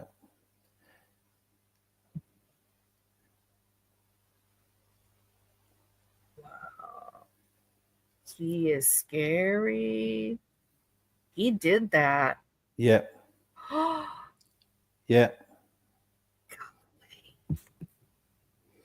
Yeah. I'd say he used, definitely put in. And then you have to ask yourself, why did he cut out the little square rectangles with the eyes in them? Because in the original picture, her eyes are closed. Because he said, remember what he said when they showed him that picture? He was afraid of his life to look at that picture. Correct. And when he eventually did, the first thing he said was, drunk eyes. They aren't drunk eyes. They are made up eyes. That is ominous, isn't it? Mm. So evil. Golly. So that is definitely now, and you know, I'm hoping that somebody's actually even watching this program. You know what I mean? Because that's I what they hope do. so. You mean? But yeah, there's so much. I mean, what does it look like to you, sincerely, if you look at, like, this is the edge of the picture, Yeah, and you see the inside of her eye, you see around. What does that look like to black you? eye. It looks A black eye. like a black eye that's swollen shut. Yeah, yeah. It's a black eye. You know what he needs to do? He needs to just plead guilty and go away forever. That's what he needs to do. Yeah, he won't, because he's a horrible person. Yeah. He's Really just a horrible. horrible person. Really horrible. Man, this is sad. Whatever made him be like this, I don't know, but Well, you know, his dad was really messed up. And kids that. And you know, I think he didn't have the skills to have a normal, like, you know, just have a conversation with his wife. You know what I mean? Or you know, it was probably all work talk and hunting talk, and I don't know. I just get that impression. He's kind of a Neanderthal. He looks like one there now. Like, as I said before, he's like Lon Chaney, the man of 1,000 faces. Like, Yeah. you know. Boy, he's mad, isn't he? Yeah, he's mad. The previous mugshot, he looked scared. Oh, like a rabbit. He was a rabbit. Yes, he looked frightened. This mugshot. No, this is the one he wants this mugshot because he's going in with the big boys now. You know what I mean? Yeah. He'd be going to find a new boyfriend. How'd that work out for you, Barry? Being important in the gangland wars. How'd that work out for you? God. Yeah, he's a scary guy. Look at that picture. That's the real Barry right there. Yeah. But he'd find bigger guys than him in there, that's for sure. He kind of looks like he knows it's coming too, doesn't he? I think he thought he got away with it. When the case was dismissed with prejudice, or without prejudice, I thought that Barry thought he'd that was it, you know. And ISIS was got still greedy then. Went for the they got greedy. They thought they were going to sue everybody. ISIS was blowing smoke like nobody's business. She was building him up and telling him how great it was all going to be, and then she found out he didn't have a dime left. Do you know what? I watched a little bit today of the what's that guy? He was a big time Barry supporter. Crime guy, prosecutor or ex-prosecutor, I think he is. I don't know. Oh, he's on. I just watched him earlier on, so I should be able to find it. But I used to put stuff into his thing, and he was totally pro Iris, and Barry was innocent, and blah blah blah. But I got him to watch them today reading out Barry's been arrested. I loved it. I just great. loved, yeah. So, but Jules, this is frustrating for me, because I see things that I'd love that could get out there, and we were putting stuff out there on AK, myself, and then all of a sudden, bang! You know, we got too close when we started when we started showing the manipulation of the telematics. Correct. And the telematics, that's a big one that they have to know about, because the telematics don't make any sense whatsoever. Here's the question. Data. Here's the question. Who has the power to shut you guys down because they didn't like what you were looking at? Iris did. That's exactly right. And all it took was her to get 20 or 30, 40 people to keep ringing in and complaining about one of the things they said was that we were doxing people, but this was court documents. Yeah, you know, the people's names were on the phone logs. Yes. And but we were just about to release a load of stuff, and that's a long time ago. That's that's about 2 years ago. It's crazy, isn't it? A long time anyway. So long, yeah. Seems like 2 years ago. But yeah, and even if we're not 100% correct on some of the stuff, but with their data or maybe some of their footage from certain cameras or whatever that, they can put it together. Do you know what I mean? I don't mind saying I was wrong or whatever with this or with that. But whatever I'm doing is coming from the right place. You know what I mean? What do you feel like you got wrong? I don't think you got. I don't know. I'm just saying. I don't believe. I still 100% believe that that her communication finished on her last communication was around 10 o'clock on Friday morning, and when after he took her phone with him down to Tailwinds, got into his truck trailer, brought the Bobcat to the beach site, made the phone call to Suzanne, from Suzanne to him, and him to Suzanne. There and then, those phone calls were made using her phone at that time. And then when he went back that evening, and all this craziness about the pizza and all these things that could not happen, was him working her phones and getting all that sorted out. So he had a copy of her phone, you know. But yeah, and part of that that you guys put together was that Barry was in communication with the technology guy, right? Yeah, the Orion guy. Yes. Yeah, and that, funny enough, that came up today, would you believe? Before this happened, that came up. What was it? It's weird, right? It was just something weird, right?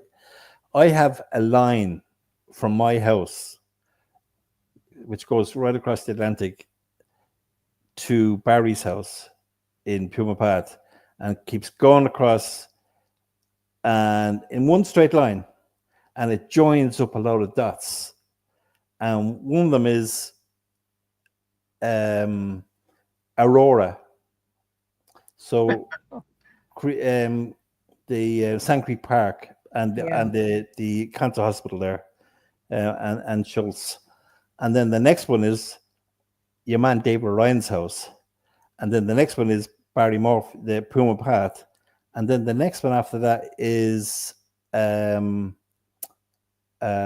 Durango, where she's from, and one of our houses where she lived, and then the next one after that is Cave Creek, and then Gilbert, and then it just keeps going till it hits out to the sea. Wow. Wow.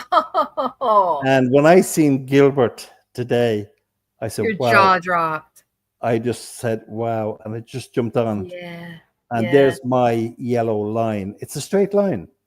It's from my house, goes from my house in Ireland straight across. And Kurt knows this because I said it, but I didn't know about Cave Creek at the time, and I didn't know about Gilbert. Do you know what I mean? At the time when I just extended this line straight across till it hit the sea.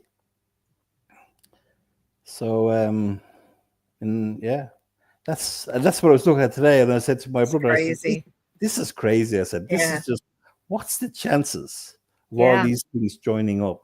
Yeah, I mean, you can't make it up. It's just amazing. And I'm not one of those believers now in anything, but it's just I put it into measure from my house to Barry's house because somebody was saying, "Where you live local?" And I'd say, "No, I'm 4,000 whatever miles it is away." You know what I mean? They're like, "Are you crazy? Why are you interested in this?" Yeah, 100%. But yeah, that was just a weird thing that happened today. So weird, and especially with them arresting and. And then I got this text. You want to listen to how weird this is. Do you realize right now, as we speak, Barry Morphew is in the same jail as Lori Vallow? Wow. Isn't that weird? Wow, I didn't know that. Yeah, weird stuff. Tomorrow, he'd probably be, tomorrow, I'd say he'll be on his way home. Yeah, back to the mountains. So this, I have to think about, I have to go back now and think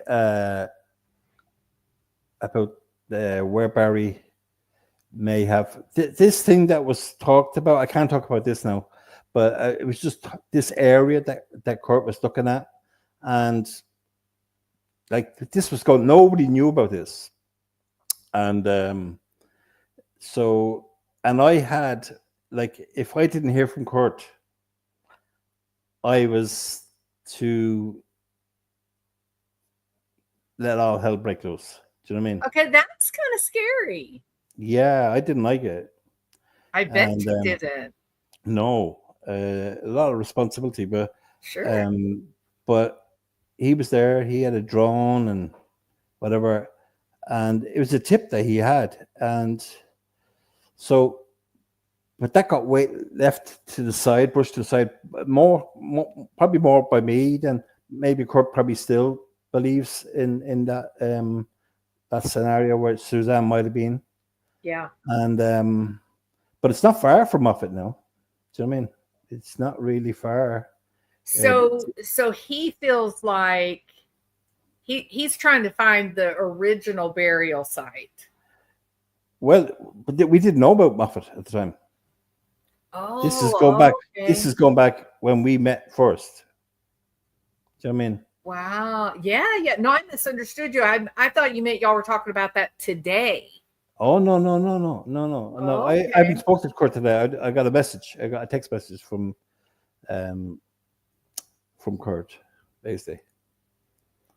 So, have you guys gotten to a point yet where you have an idea of where she may have originally been buried?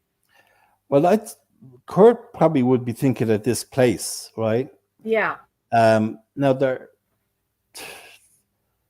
my head is kind of spinning because there is a few other ideas that we had before that we moved away from, and they could come back now. You know what I mean? Because I don't know. It's kind of immaterial in some respect. Do you know what I mean? Because they have the evidence.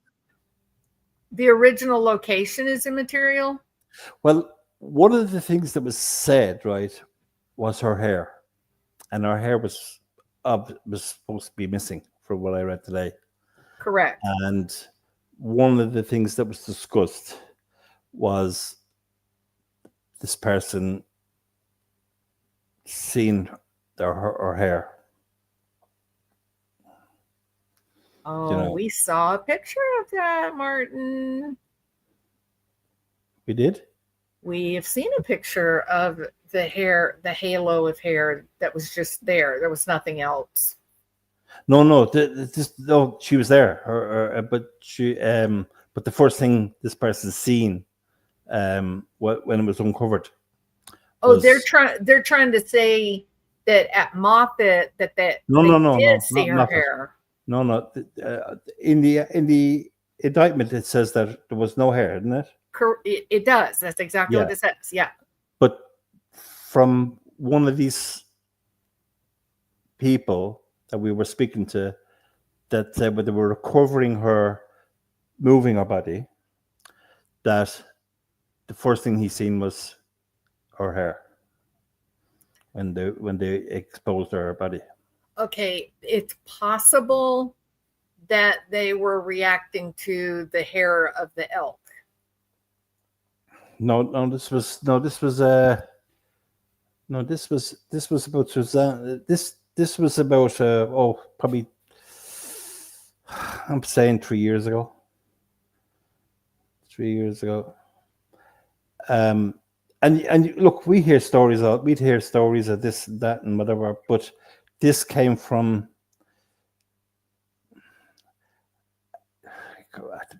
But didn't we see photographs of a halo of hair? It was just found. I don't remember. I'm going to go through. I thought that doesn't ring a bell to me now. In fairness, but this story, I've heard the story. Curtis told me the story, and I know the people. You know what I mean? And I know the history and all that sort of stuff. So it's kind of connected to what I was talking about a few minutes ago. This place that I had the information to. I had all the files to hand over and information if that hadn't happened to him. Do you know? Wow. Yeah, scary. It's terrifying. Yeah, I wouldn't do it. You know, I wouldn't do it. He's a different sort, isn't he? Oh yeah, like you're driven. Yeah, absolutely. Yep. But there's, like, I think it's in a way it's kind of immaterial. I know they know the stories anyway. They know this what I'm talking to you about. Law enforcement knows law enforcement knows it. Yeah. Yeah. So this isn't secret stuff that law enforcement don't know. They know this. But these people are around and you can't mention it, you know what I mean? Yeah. Yeah, I don't know. I think I love listening to that press conference there now because it's good. Because chalk and cheese, Linda and Anne, chalk and cheese. Yeah, absolutely. It's like Trooper Paul and Dr. Wolf, you know what I mean? Correct. Yeah. You know, that's how I feel today, you know. And she's so confident, she's so nice, and you know, well, I just appreciate how professional she was. No drama, you know. I like Starsky and Hutch or anything like that. Yes. But today's a great day because we're waiting for a long while for this. A long time, yeah. Okay, the eyes don't work. There's just no way to make it fit. No, they're not supposed. Those are not her. It's like her face is altered. Do you know what I mean? 100%. I mean, look at that. That's not too bad there, but I've done this already. But I done this. I don't know where I have it. I have so many different files for Suzanne, but I've done exactly what you're doing there now with going through her pictures and getting them to match. And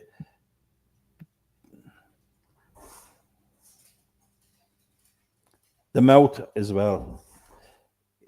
Yeah, the picture's a mess. Absolutely. And you see, do you see that wispy business that's going on around her eyes? See the way that picture now, her eyes are clear. Every course. picture you can see of Suzanne, her eyes are clear. That's like right. that.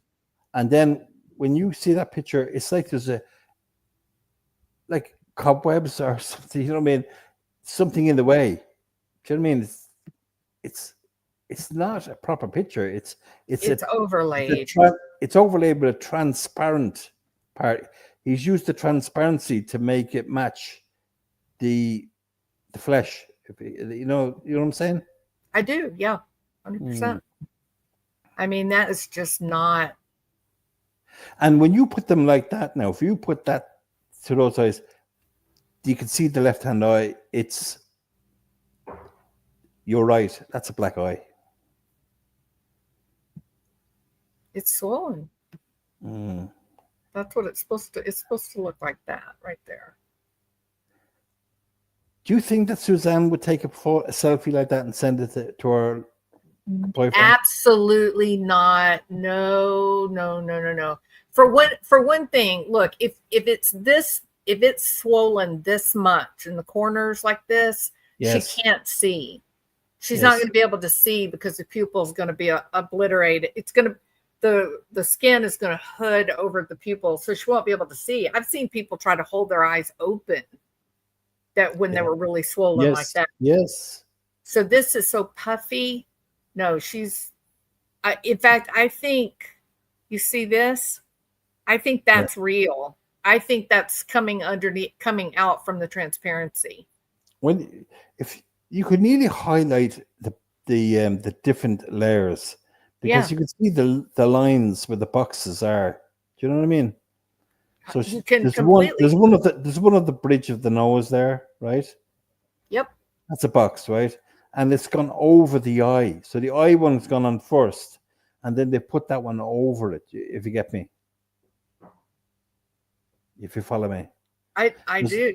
You can actually see that you could put a line down there now, and you could show that line. Do you know what I mean? It's really something. I know you love doing this because I seen you doing this on I do it on other pictures and stuff. Yeah, I seen you doing and on what's the names? Sebastian's the house. Remember you tried to. Yeah. And I'm the same. I would play around with that, you know, just to make myself feel better about it. You know what I mean? That I'm not crazy. Do you know what I mean? Even though there's no way you're crazy. For example, okay, so this one you can clearly see where he cropped out this normal looking eye. Yes. To try to put on top of the swollen shut eye. You can even see the edema up here. Yes, 100%. Right? Yeah. Okay, so that's pretty easy. And look, it's in the hair. Look at the hair. The picture is over the hair. The hair, so it's pink. Yes, over it. Yeah, so that box is actually being put in over the hair. Correct. Yeah. Why would you have a bit of pink in her hair? Do you mean? You see it? Yeah. Like you can see that. Whoops. You can see the edge of the pixel right there. There's that one, but I mean, there's another one. You see, there's a layer. There's a layer before that. Here. Yep. Yeah, and that pink up there goes over the hair. Look at it. See it? Like what happened to the eyebrow? Where'd the eyebrow go? Yeah. That is crazy. What the hell was he thinking? And then, but look at this eye. It's worse than the other one.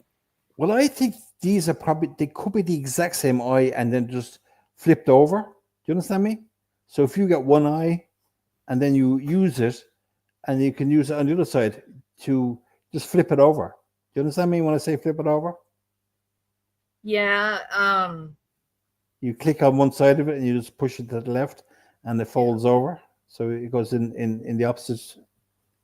And you think it's the same eye.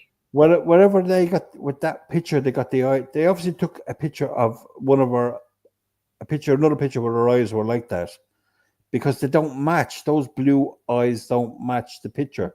They do not. Do you know what I mean? It's a different light, or It's like that. They don't match it either. Do you know what I mean? But you see how in this picture, the Yeah. colored part of her eye, it's the Yes. same on both Yes. eyes. They're Yeah. the same. And Yeah. it really doesn't matter. Like I can flip it over. Oops, wrong flip. This one. But you see, if you could crop right one of those eyes, so you only have one.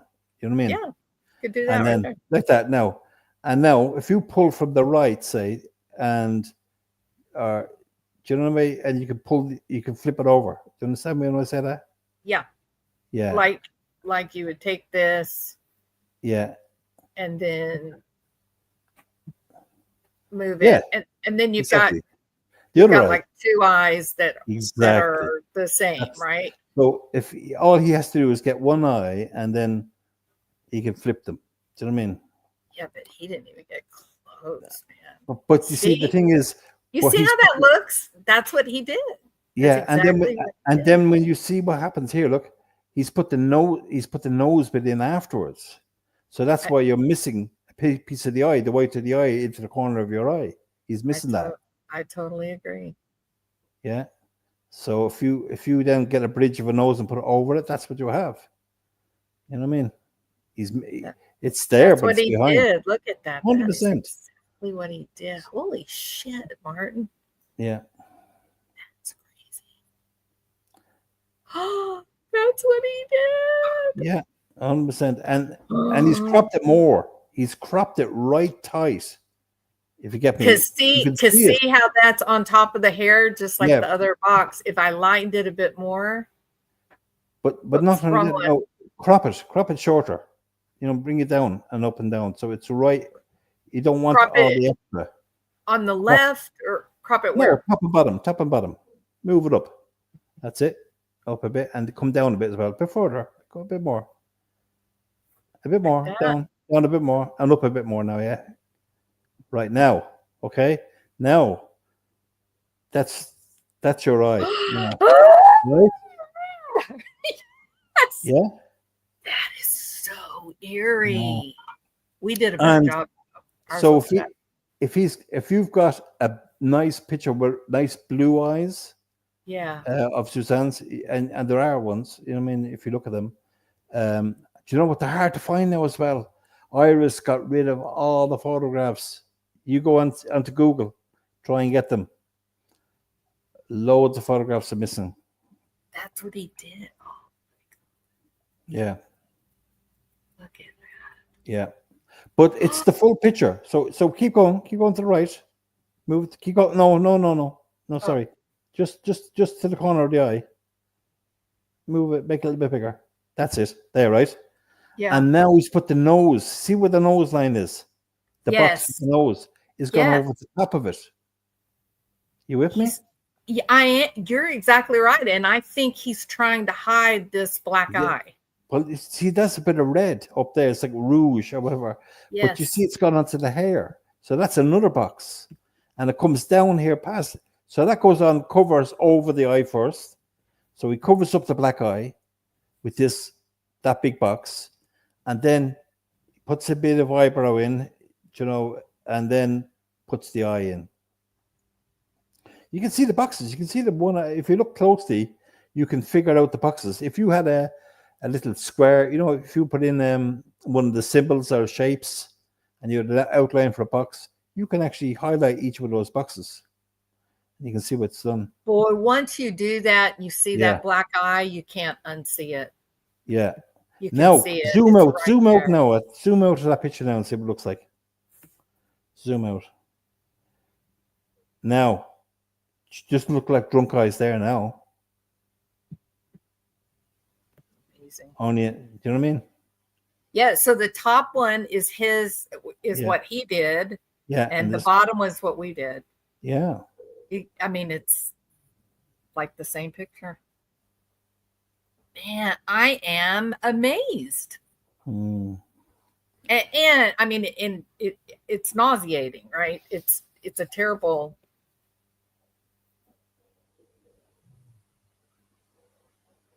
I'm pretty horrified. I need to do the thing that you said about marking the pupil Yeah. and trying to match it up that way. Yeah, and you see, I think that he probably did them separately. Do you know what I mean? He cropped one of the eyes, and you don't actually have, you can crop them round, oval. You can use an oval to crop them. Right. Do you understand me? I do. So you can crop it to shape, and you crop it to an oval shape, and you get it fairly. But You do- it's clear that he did not do that. It's clear no, that he's square. he It's left it rectangular. in. It's rectangular. Yeah, it's rectangular. It's just as clear. That Yeah. rectangle is perfectly clear. Right angle, right 100%. there. But I didn't really, it wasn't the eyes that caught me first. It was definitely the lip. And I said to myself, God, he smacked her on the lip, and he's tried to cover it up. Yeah. I think he slapped her more than her lip. Yeah, I know, but I mean, initially when I Yeah, yeah, did it, yeah. Man, that's so sad. Yeah, I mean, this looks. and you see, the thing is, we accept a lot of this stuff. It's like that bloody taillight in O'Keefe's at One Meadows Ave in Karen Reid's case. Like, I could see that big white blob on that was put in, as clear as what we're talking about here now. Correct. Really badly done. A shape Yes. was taken and put on the taillight, and it doesn't belong there. Do you know what I mean? It's very badly blended in. But Now, why don't people see it? If you and I can see it, why aren't these professionals seeing it? I don't know, and this is what kills me. I'd love to get a vote. I'd like to do one. You know what I mean? Everyone in the chat now, I'm putting up a poll. Who sees this? Does anyone see anything wrong here, or whatever? Or is Right. this book okay? Do you know what I mean? Yeah. Totally. Because I'm there and I'm saying, I'm screaming at the laptop. I'm saying, can nobody see this? And I thought they were never going to talk about the arm and the only 9 holes in the sleeve. And the holes, the other thing, Jules, there's only 3 of those holes that are big. They're like a half an inch in diameter. Yeah. The rest of the holes are like a quarter of an inch in diameter or an eighth of an inch in diameter. They're tiny. And when you see the wounds, the only way those wounds could happen is with a canine tooth. Well, let me ask you this question. Yeah. So you're very detail oriented. You saw the whole thing. You watched the trial. Yeah. What do you envision happened to John O'Keefe? Karen, it was in the car with John, and you got Ryan Neagle behind, and Yaman Duntana, whatever, in the F50 behind him, F-150. They drove in. She stopped at the post box. He jumped out, ran in because he was only wearing a light sweatshirt, a hoodie, and he ran in, and wherever he went, it happened instantaneously. Like, he didn't even know what hit him. He didn't even know what hit him. There was a fight, and then, as it happened to me once with one of my dogs when I was a kid, I had a guy who was coming out from a pub one night, and he was, after having an altercation with somebody at the pub, and he got kicked out of the pub, and he thought the guy lived in my house, so he came knocking on my door to have words with me, and of course we ended up having a bit of a scuffle, and my dog attacked him, you know, defending us. He was drunk. Of course, and I just came out. I was watching TV, and I came out, and my dog attacked him, and anyway, that's what happens, you know. And I had German Shepherds, and I got bitten myself 3 times, twice by one of my own German Shepherds, a pup, who mistakenly bit me, and I was coming in over the back gate. Yeah. And another time I got bitten in my shoulder as about a 9-year-old by another big German Shepherd, bit me in my shoulder blade, and I was bitten in the hand by a Cairn Terrier. So I've been bitten. I know what dog bites look like, you know. Yeah. The minute I seen that, I knew it was definitely a dog bite. And see, there again, everybody looked at it and said, that's a dog. Yeah. Nobody looked at it and said, oh, collision. For one thing, why is everything like nearly parallel? I mean, it wasn't Yeah. exactly parallel, but Well, it no, was do you know all what that going is? in the same I can direction. explain that. So you naturally put up your arm like they do those Of course you do. Yeah. You put up your arm to defend your vitals, your Right. face, your chest, your neck. That's your hand goes up there and it's as a shield. And normally you put up your weaker hand and you use your other hand to restrain the dog or hit the dog or whatever. But so when he's put his hand, the dog has jumped up, and she's not a big dog, but she's jumped up and grabbed his arm. And what happens is her canine teeth have gone into the fabric of his sweatshirt, and they've just poked through mostly. And so then they're scraping off his skin. So most of the little small scrapes you see are the tips of the canines just gone through his sweatshirt, and Chloe's teeth are stuck in the sweatshirt. Yes. So that's why you've got many striations similar. And he's pulling, and that's why you've only got 9 holes, but you've got 36 wounds. So interesting. That's amazing. And I done the experiment. I have the sweatshirt. I only picked it up there, I think yesterday. And I said, oh, that's what, and I picked it up, and there's the 9. I have the 9 holes. I mapped it out exactly as the one. And I have the holes through it. And I actually transferred the holes onto my Chloe's innocent. Did you see the picture Lee put on the thumbnail? It's Barry's new. Yes. That's great, Lee. Yeah. Good job. But Lee Moore, I came across Lee Moore years ago, and on when I was checking up on Barry's phone calls, and one of them was Barry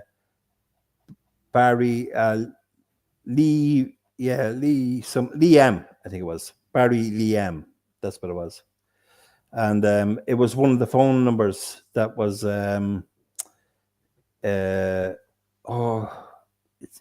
like he had about 13 different phone numbers, 14 maybe. I remember y'all talking about that. Yeah. Yeah. But this particular number was very similar to the one that we're talking about, the phone call he got on the Friday from there was a call made to him. And it's just the numbers are back to front, the last 4 digits. So it's like 24 and 48 instead of 48 and 24. Oh my gosh. So but all the other digits are perfect. But yeah, but that dog bite from Chloe jumping up, like you can only really work that out when you experiment with it, like you've just done there. Do you know what I mean? Yeah, I never would have thought about that with the fact that the shirt didn't have as many holes as the wounds. That never would have occurred to me. But now that you've said that, it just is so clear. Like you're like, of course, that's how that could happen. Yeah, and So I read the medical report, and then I seen where it said 3 centimeter abrasion on the anterior part of the arm, and I said, well, we've got no photographs of the interior part of the arm. Yeah. And so I said, I wonder then, is there a hole in the sleeve on the interior part of the sleeve? So there is. When they showed the back of the hoodie, the arm is now on the right hand side. Yeah. The sleeve is on the right hand side, and then if you look up just near where the armpit would be, you could just see the round hole, and it's 22 inches up the sleeve. I measured it because there was a scale ruler there, and I copied the scale ruler, and I joined 3 scale rulers together, which gave me 18 inches, and then another one which gave me the 22 inches. You know, so I know what it is. And then the best of all was when they showed that the X-ray, and you could just see the flesh on when they showed the humerus. You could just see the fleshy part of like you do. It's like a ghost in an X-ray. You see the Yeah. flesh. Yes. And there you have it, the 3 striations, and nobody's seen them in any photographs. Now, maybe there was photographs taken and the Commonwealth hid them because one of their things was, where's the bites on the other side of the arm? Yeah. Do you know what I mean? For the bottom teeth. Why won't you do a YouTube channel and show that kind of stuff? Oh, because I would be terrible at it. I would, I don't- I can talk all day about these things and whatever, but trying to show this stuff, like I used to just give all my stuff to Kurt and he'd put it up and make sense of it, you know. Yeah. But and I don't want to be a YouTuber. Do you know what I mean? I don't want to be a YouTuber. I know I can understand, and I can understand that because my hat goes off to you.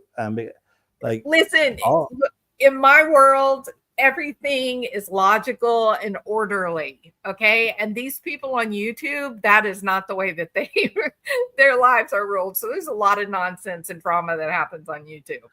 I know, and you know, I bite my tongue a lot, but sometimes I can't. You know, I can't. I just have to lash out and say things, and especially with the nonsense goes on. When you're talking about a woman's life, you know what I mean? Sure. Yeah, absolutely. So I don't know. I am actually really disturbed by this picture. Yeah, look, I know about this a long time now, Jules. Like, you know what I mean? But I put stuff. I might have put this up on Reddit because there I can put photographs up. I Yeah. can't remember if I have now or not, but I know I put it somewhere. And but the thing that kills me, I put up loads of stuff on Reddit, and hoping that somebody sees it, who the right person sees it. Do you know what I mean? Yeah.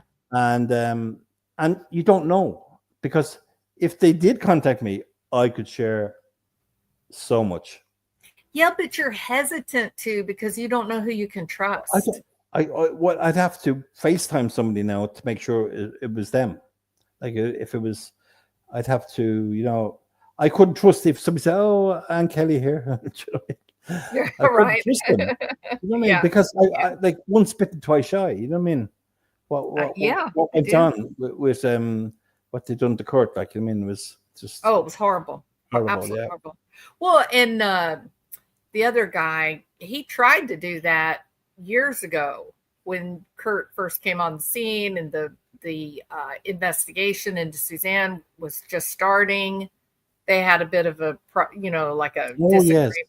disagreement, and Yeah. again, that was the same thing. It was just lies and manipulation. Yeah. Oh, well, he look. You can see Kurt's not interested in No clicks drama. and views. You know, 100%. He I doesn't mean, care. he just wanted to do the right thing. Do you know what I mean? Yeah. And if he had 10 people in the room, or if he had 1,000 people in the room, do you know what I mean? He was the same guy. But the other guy, he had a motive.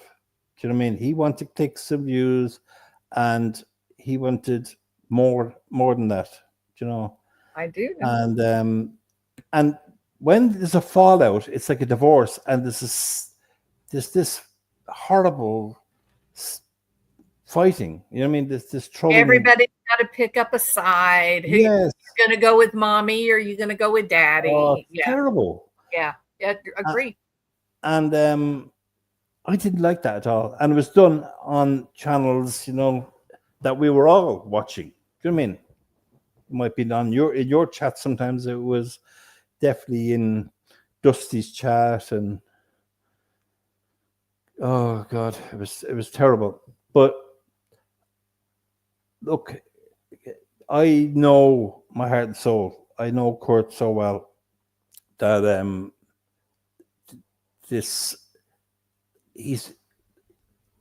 everything he's done, it's like myself, was just for the good. Do you know what I mean?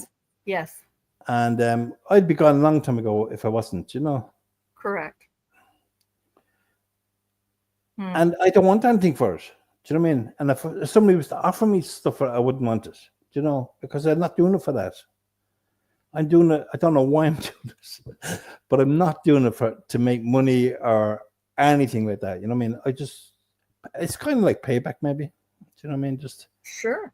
you But know, look at this while we're sitting here talking and I'm just studying this. Look at this eye, the cheekbone, and yeah. look over here. And look at the square. See the square where you just put the cursor down on the left-handed eye? Look at that square. Look how, see that square on the cheek? See the white square? Right here. Yeah, that's a square. You can see it.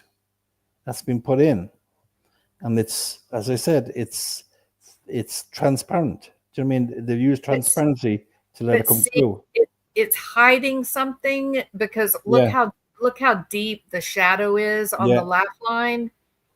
It seems like it seems like the cheek should be a lot bigger with the laugh line that dark compared to this side. But And you actually, can see it if you look swollen at here. laugh lines like that, you normally get one more prominent than the other. They're up near the same color. Do you understand me? They're up. Say that again. So the laugh line, you know what I mean? The line coming down from the nostril down to the side of your mouth, Yes. the cheek. Look at other photographs and you'll see one is darker than the other because the way your face is. Do you know what I mean? It just catches the light slightly different. So why did he add in this light overlay? Well, that could be from the other cheek. Do you know what I mean? And lightened up. Do you understand me? And flipped over. You know what I'm saying? You can flip it over. Yeah. Like it's very poorly done. It's really. I mean, when I look at it, I think right here. I think again, there's bruising and edema right here. Yeah, but it's very hard to tell. You see, this is the problem. Because it's got so many layers on it. It's like paper mache. You know what I mean? One layer on, and another layer on top, and another layer on top. So yeah, we could have her eyes are closed.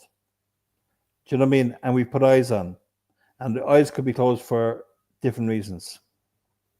Do you know what I mean? We're I'm just communicating. saying. We're communicating. I get it. Yeah. Yeah, I'm just saying. But the thing is, the scary thing about this is that photograph, the one that the original photograph, how nobody picked up on this. I don't know. Because if you look at all of Suzanne's photographs, you'd say, oh, is she very photogenic? And then you look at this one and it sticks out like a sore thumb. I mean, look at her mouth. This is crazy. Like, what is that? And that's what I zoomed in on first, was the mouth. Because it was so blatant, right? Yeah. Like, what is that? Square. It's like a lip. It's like a photograph of her mouth open in another photograph. And I was trying to find those teeth, the way they were done like that, to get the right way. And I think I did find it in another photograph on the internet. Yeah. But yeah, there's so much wrong with this. It is unbelievable. Yeah, it's way too much wrong with this. But when you zoom out, like, and that was the picture that was shown in court. Were you in court for that day? Yes. They showed that? Yeah. Yeah. And was that on a big screen or? Yeah. Yeah. God, I would have liked to see Barry's face when that was being shown. He's a creepy guy, I'm telling you. People were coming into the courtroom and he was standing there at that table, turning and looking at the door like he was the deacon of the church, welcoming people to come in to pray. He literally smiled at me. Literally. It was so creepy.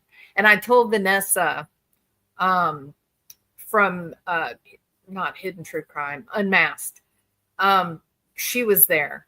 And I told her, I said, I'm telling you, I'm not one of these weird people that talks about evil and, possession of ghosts. I don't do all that. I am telling you, there's something about him that you just feel like, okay, you're scary. I need to get away from you. it's that cold feeling that comes across. You It know, is terrible and you feeling. just and you're kind of you're frozen. Yeah, You know that you got that you can hardly move. there's You just something don't know what wrong to with do. him. But you do meet people like that sometimes, don't you? That just oh my god, you know what I mean? It's just this guy is evil. Yes. And He's not, that he's not just a bad that is guy. Tough guy, exactly, right? I'm telling you, that is exactly it was such a, like, you could feel it, right? You could tell, and he's a good looking guy. He's an attractive, handsome guy, no doubt about it. But I'm telling you, it was like looking at a snake. Like it's so hard to explain. I can't. But I told Vanessa, I said, you won't believe it. There's something off about him. The energy he gives, there's something wrong. And do you know, the next day I was chosen to go into the courtroom again on that day? They had very limited seating. And I got chosen, and she didn't make it in. Like, there were like two people behind me, and then the cutoff was right before her. And I was like, no, no, no. You go in, you take my seat. I'll go out to the barn and watch it, on the big screen. Right. But I want you to go in, because I want to know if you have any reaction to seeing him being around him. Like, just curious, because I'm telling you, I have never felt like this feeling of, it was just this repulsive kind of, something's wrong with him. Like, you could feel it. It was Yeah. like something is wrong with him. So, and so when we took our break, she messaged me and she said, "What is wrong with him?" I said, "I don't know." I said, "Do you feel it?" She said, "Yeah, it is a terrifying feeling to be close to him." Isn't that weird? Remember, Jeff Puckett said that he felt he had a target on his back. He hated being around Barry because he felt he had a target on his back. There you go. There you go. I'm telling you, it is a strange. I asked AK about that one time, and he kind of, he didn't really, he's a tough guy. He's not going to really say much, but he did say, he did start telling this story about Barry, like, putting his hand on him and just breaking out in prayer while Kurt was in his truck, and Barry. Yeah. He interviewed. He had he taped him, not video, but he taped him audio. When he was doing the prayer. When he talked to him about, I think when he mentioned he found the shirt, when AK found the shirt. Oh, yeah. He yeah. met Barry, and Barry gave him. He asked him for one of the flyers, and Kurt had that flyer in his truck. Yes. Well, probably still has it in his truck. Wow. But he's yeah, a he got weirdo. like, I'd say about half an hour of audio. That I'd love to hear that. Yeah, maybe. I'd say, I don't know if, to be honest, I don't know if Kurt would ever get a channel up again or after what happened. Do you know what I mean? Like, he's gone through a tough time. Do you know what I mean? Yeah. Like, yeah. a really tough time. When I think about it, it's I'm just glad my kids are grown up. Do you know what I mean? My youngest is 19. Do you know what I mean? Yeah, and I will tell you, if I had younger kids, Yeah. I wouldn't do this, because there are truly mentally ill people here, and they do enjoy the trolling. Like, I listen. What about the guys that putting on Court TV? Like, they're bonkers. They are Do you know what I mean? bonkers, and I can't make heads or tails. John You know what I think? DePietro and Kevin Lenihan and these crazy people, like, and I won't watch Court TV anymore. I can't, because I can't take them serious. Yeah, and the people that they're putting on are more like the Krama people than people that are actually trying to, like, take it seriously, right? Well, like, So we're talking about a woman that could have been sent away for her life. Yes. Do you know what I mean? Yes. and a murder. Do you know what I mean? It's And you've got unbelievable. these people who have no credibility at all. Like I remember when I went on what you call it, Jules, Surviving the Survivor. You know that channel. Oh God, don't give me. I'm not a fan. I'm I sorry. And I know, know but everybody loves him. I but just don't. he didn't vet me at all. Like you know what I mean? But it was like you could be anybody. Yeah. Do you know what I'm saying? Well, it I have a theory, okay? So I think because let's face it, the YouTubers are getting more views than network television, Yeah. right? Like Lawyer, Yes. Peter Tregus. So Peter Tregus, Emily Baker, Yeah. those people, their shows are blowing court TV, long Oh crime yeah. out of the water in terms of views, Yeah. right? Melanie Little. Melanie Little's another great one that is just their views are just killing court TV and Law and Order. And if you listen closely, you can pick up on bitterness when something comes up about one of the YouTubers, right? Yeah. I wonder if they haven't started putting like YouTube creators on the channel to talk about some of these cases.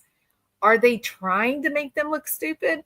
Like, are they trying to ruin people wanting to view it on YouTube instead of coming and watching court TV? Well, Melanie wouldn't go on. She was asked to go on, but when she realized that they had Kevin Lenihan, she would go on.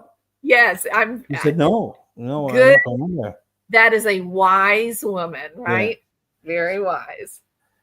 Yeah, I do think that. I think that when you talk about the true crimes issues, the investigations, the trials, I think any YouTube creator gets invited to go on one of these shows, approach with caution because they're not your friend. You took their job from them.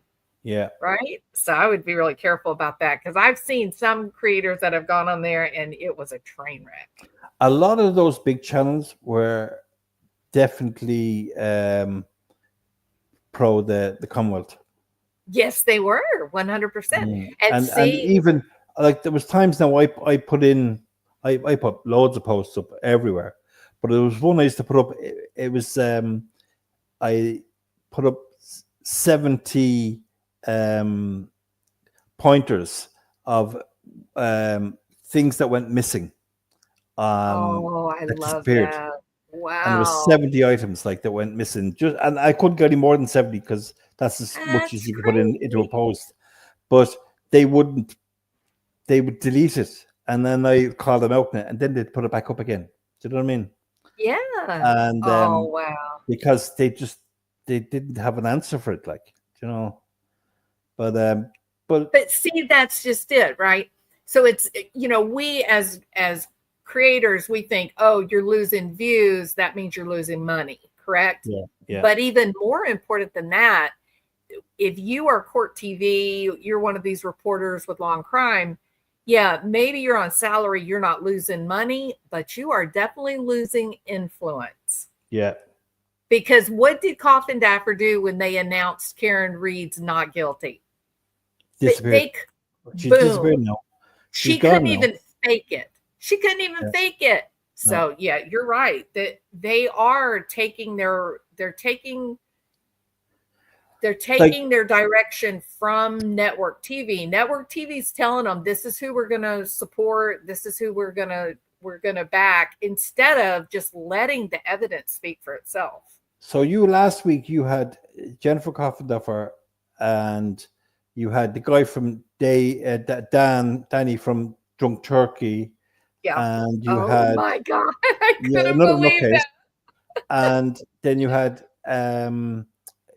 Masshole Mafia, Kate Peters, and you had another guy. All these people on the Yellow trash show, cottage trash show, and I I said, all these crazy people in the same place. Yes. It's like, this is like they're in the same ward. Do you know what I mean? That's why I look at it. You know what I mean? One floor of Yeah, the cuckoo's nest. You know what I mean?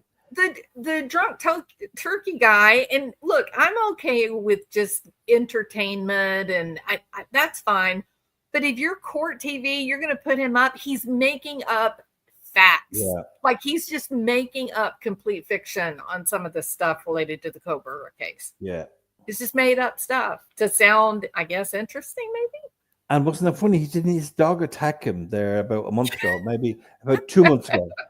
And we were, myself and him were head to head, because I used to watch this channel early days of the Kohberger, and I would watch it. But now he's lost the other two guys. They're not on his channel anymore, and they kind of were the sensible ones. And this guy then got bitten by a dog, but he got savaged. And the difference is the dog took lumps out of his arm. Oh my God. And he's still not recovered from it.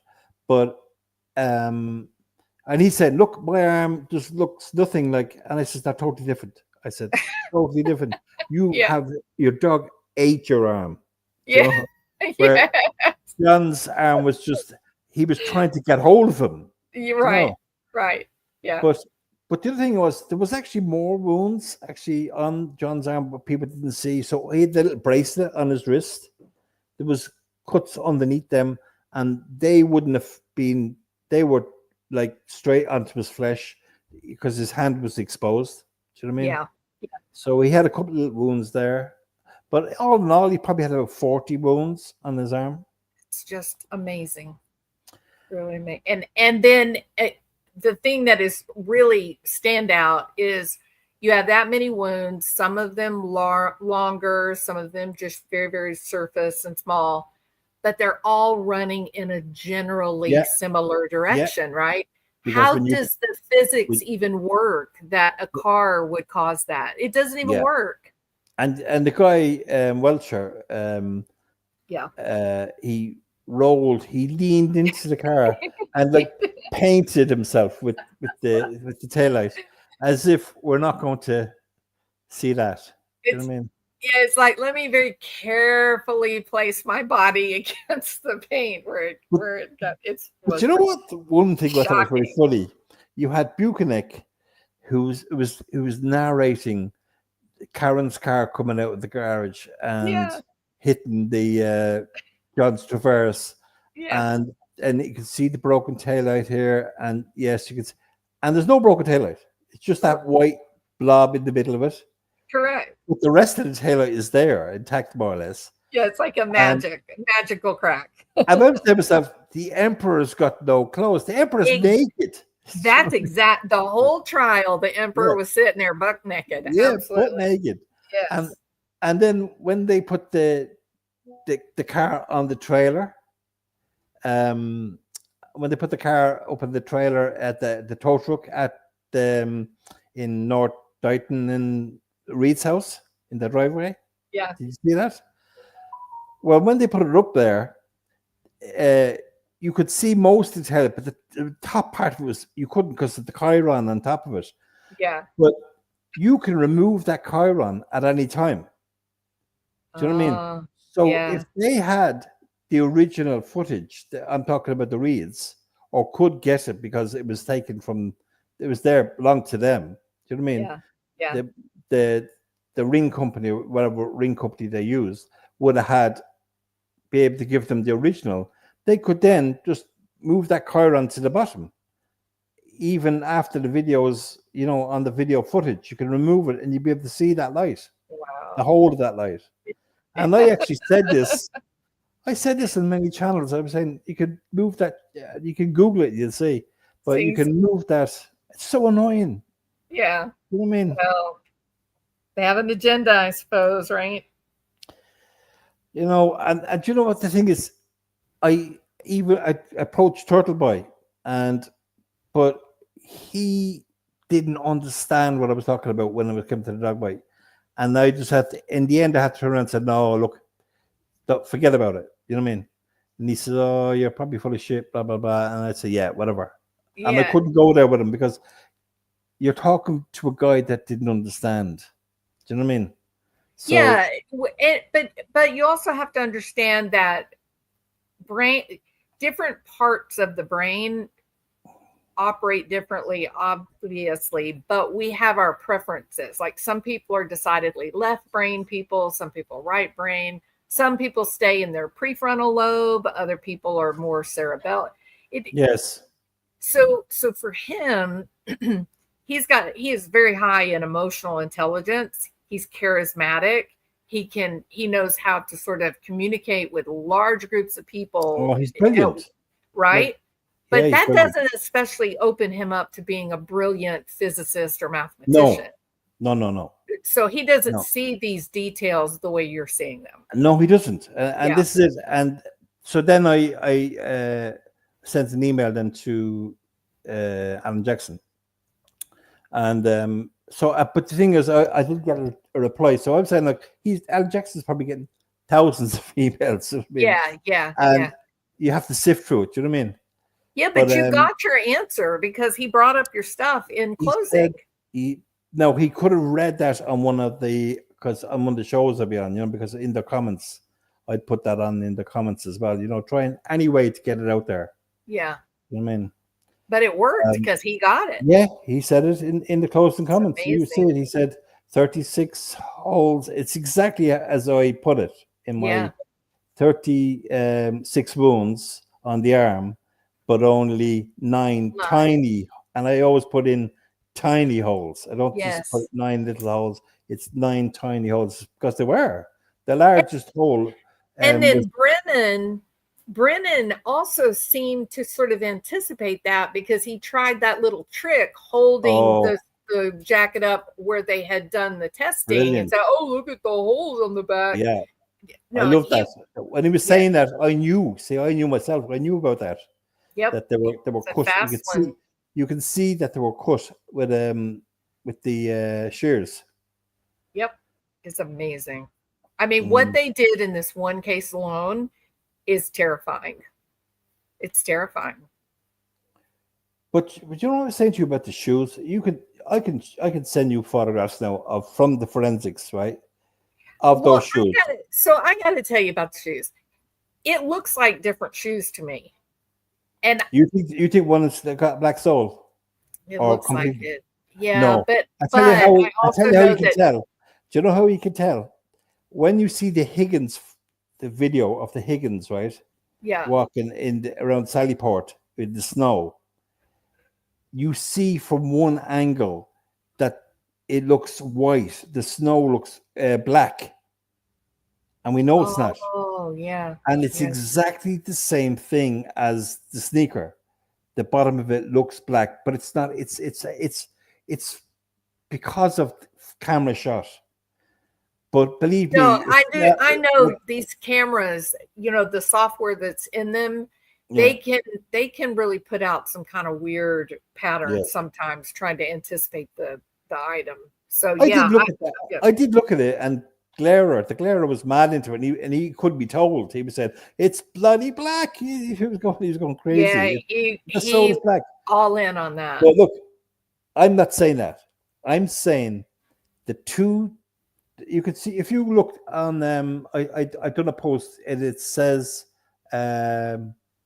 what did I call it now? Oh, I call it Shoegate, I think. Shoegate. It's on Reddit. It's on Reddit on John O'Keefe, the subreddit, and you'll see the pictures in there. So what I have is pictures of the two shoes in court. One Buchanan showing everyone putting it into the bag, back into the evidence bag.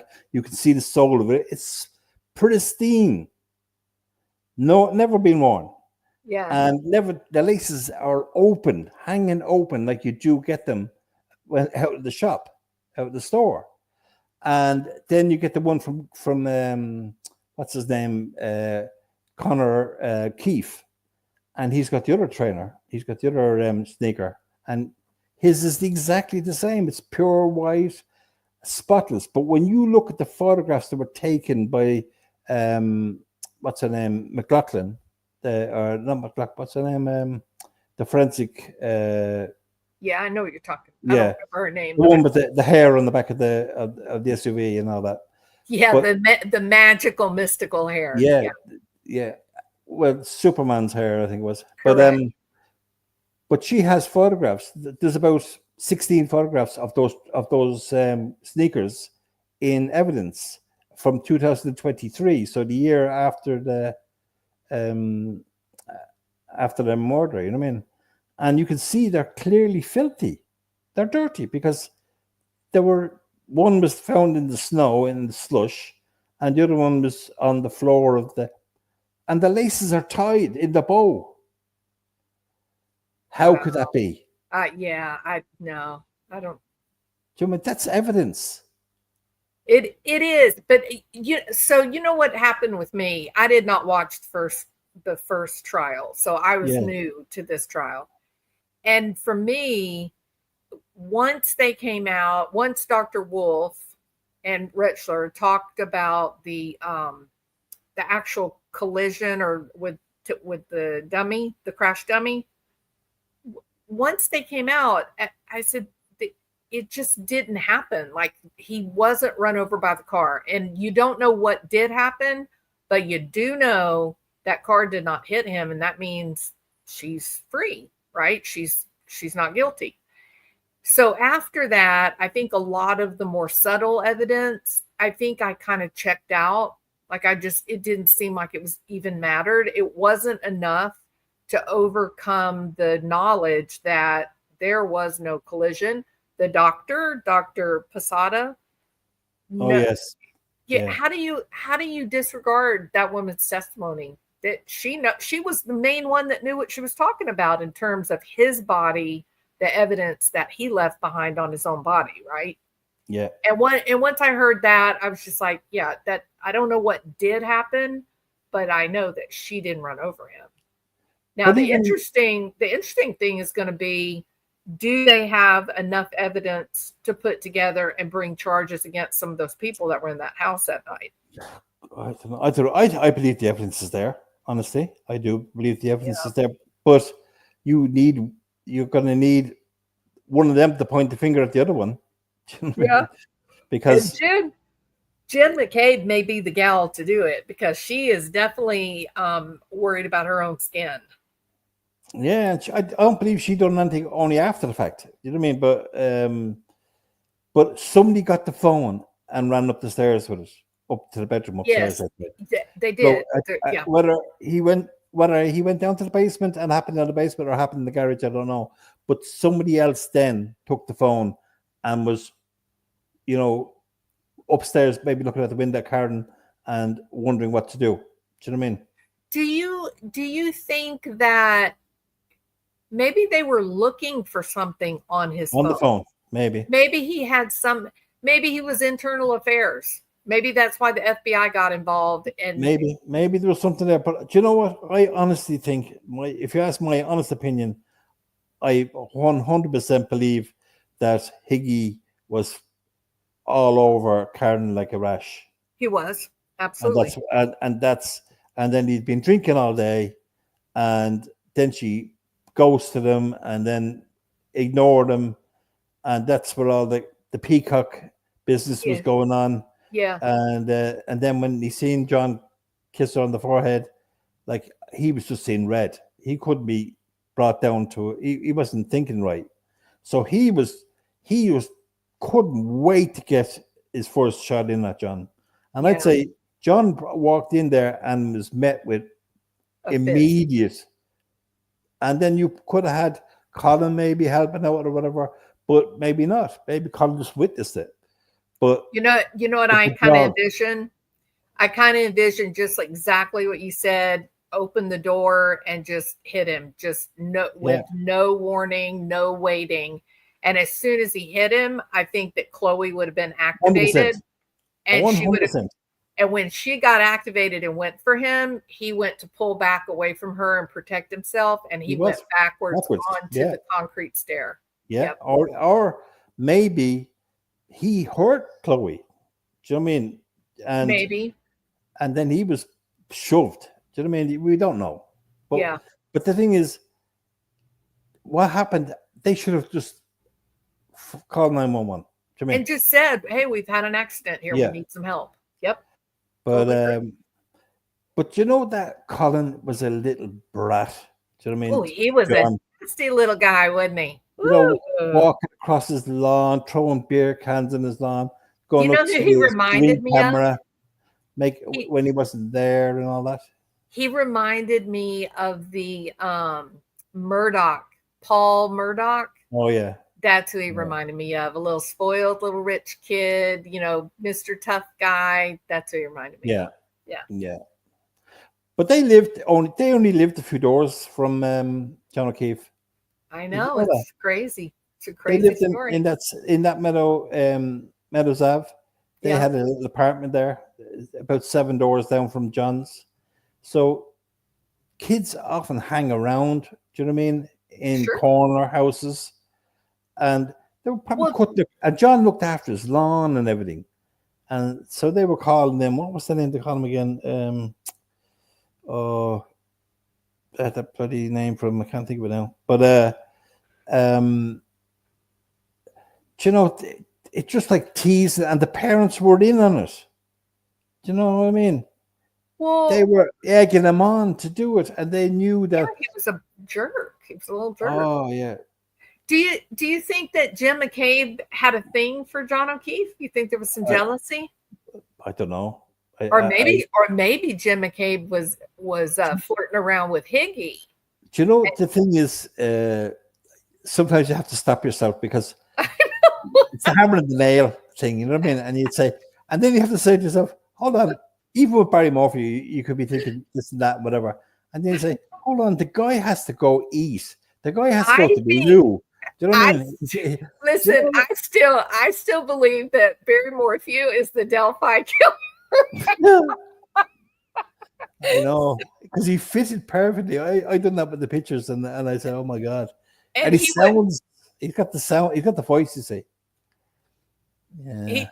He does, and he was strong enough that he could have actually drugged those girls across that water, like they originally were saying happened, right? God, yeah. But not the little guy that they ended up getting. He's not strong enough to do that to those two girls. But so you know I'm telling you, I think they got the wrong guy. How the whole thing went crazy. You know, it's just like Karen Reed's is one thing, but when you're talking of the Delphi and how it was dealt with and everything, it was dirty. It was dirty. Crazy. It's crazy, and yeah, there's no transparency. Do you know what I mean? No, because that's a cover up, right? They're covering something up there, and that's why you don't get any transparency. Yeah. I wish that the FBI do get involved in, because they're getting away with murder. They are absolutely getting away with murder. And anytime people start try to use shame and humiliation to make you stop talking, they're up to no good.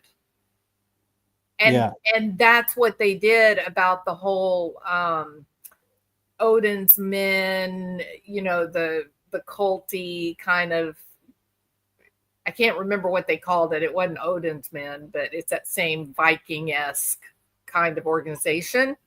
That is about the only thing that really explains how those two girls could have ended up in the situation they were in. No blood on the body.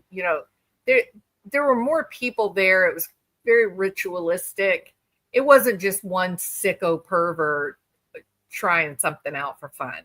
No,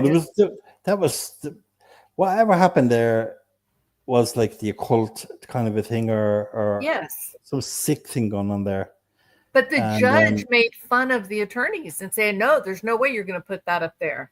Even though the guys working in the prison, they had the patches, the white supremacy patches. Right. Okay. So yeah, I think that was a bigger organization in that county, and they didn't want it coming out and making it look like, oh, they did kill them. But you know what? Listen, I have a Sorry, Barry. No, I have a reason for believing that Barry Morphew is, at least if he's not the Delphi killer, he was there. He served a purpose. And one of the big reasons, there's multiple reasons, Martin. One of the reasons is that the organization that they were blaming it on, and I wish I could remember, and I'm just sleepy right now, so I can't remember the name. But the kind of Viking, what did they call it? Who did they originally? You mean Trevor Noel? No. I'm talking about Delphi. Oh, sorry. When the judge told them they couldn't use that defense. Oh, God, yeah. Not Odin's men, but the Odin, is it? What is the Odinites? Okay, Yeah, so listen to this. So I went into this deep dive about the Odinites and what they were and how it worked, and whatnot. And I spent months doing this. And so I was in total and complete shock to find out that the group of Odinites that were in the Alexandria area, which was right there close to Delphi, right? Yeah. The big group that was there were 3 main men there. 2 of them had been to prison and they were out. Their jobs were to get members within the prison while they were still incarcerated. Right. That same group branched out. They branched out to one area here in Texas, probably 50 miles from where I live. Right. And it is now a big compound. Like there's a lot of people that are a member of it. It's very active. They get together on the weekends and, do all kinds of stuff. The other branch, guess where they went? Salida, Colorado. Wow. Salida. Wow. And this was like when Barry loaded up that truck in that crazy, do you remember that weird, crazy horns all over the place? Yeah, it was almost perfectly aligned to when they did the press conference and they showed the drawings of the first sighting. And he loaded and lit out, gone to that mountain, that cabin on the mountain. Yes. I got real reasons to believe that he was involved. Wow. And that voice, I can hear him. And maybe, to be fair, maybe what I'm hearing is just the Indiana accent. Yes, but that's what I'm saying. Like, he's only 40 miles away. He's only 40 miles away. And that, like, I looked at it and I said to myself, people are going to say I'm crazy. So I said the same thing. I have to stay away from this. You know what I mean? That's why I started saying, okay, everybody, we're doing wild speculation. There's wild speculation and there's really wild speculation. Right. But the Puckett thing, I definitely, that's so sus. Because like Puckett had something on him. He knew something. And somebody must have told Puckett, or Puckett found out something or whatever. And I think he might have said that something to him, that he knew this or whatever. And Barry was, we heard that Barry was giving him 10 grand. And the night before he died, yeah. And $10,000 to Jeff Puckett? To Jeff Puckett, yeah. And that's a fact. Okay, well, there is some wild speculation fodder in that. Why in the hell did they go through Colorado Springs? I'm talking about Jeff, Jeff and Morgan. My brother was with me here today at family here, so and they're going off somewhere tomorrow and or the next day, and he said, we go this way, it'd be nice. And I just got on to Bing Maps and I was there and I said, that's like 4 hours so Yeah. so many minutes, and the other one's like 2 hours. And you know what I mean? But he said, but it's a nice drive that way. And I said, yeah, but it's 4 hours out your Yeah, day. that's You know what I crazy. mean? And you weren't going to work. Cassidy, yeah. Celeste is saying Cassidy. Yeah. I think there's a good chance that a lot of this information came from there, I'd say. That's my guess as well. Yeah. Well, now, okay, but Puckett, he told AK that Morgan said we're going to go through Colorado Springs, and Jeff was just like, that, like, why are we doing that? That's weird. But then he just went to sleep. He went to sleep, yeah. Jeff was asleep most way. Yeah. So, like, well, Cassidy had a reason to be in Springs, I think, as well. I think he had a girlfriend there, or a something friend. Happened there. They were meeting there. For what purpose, though? So Suzanne's phone? No, I don't know. Honestly, I don't believe. Look, you're going to murder your wife. Are you going to trust anyone? Even the girl, even the only one he might. No, but you might try to set someone up. Because he'd involve her. Do you know what I mean? That's the only way if you're involved. But I wouldn't trust nobody would know. But it's just like Jeff Puckett said.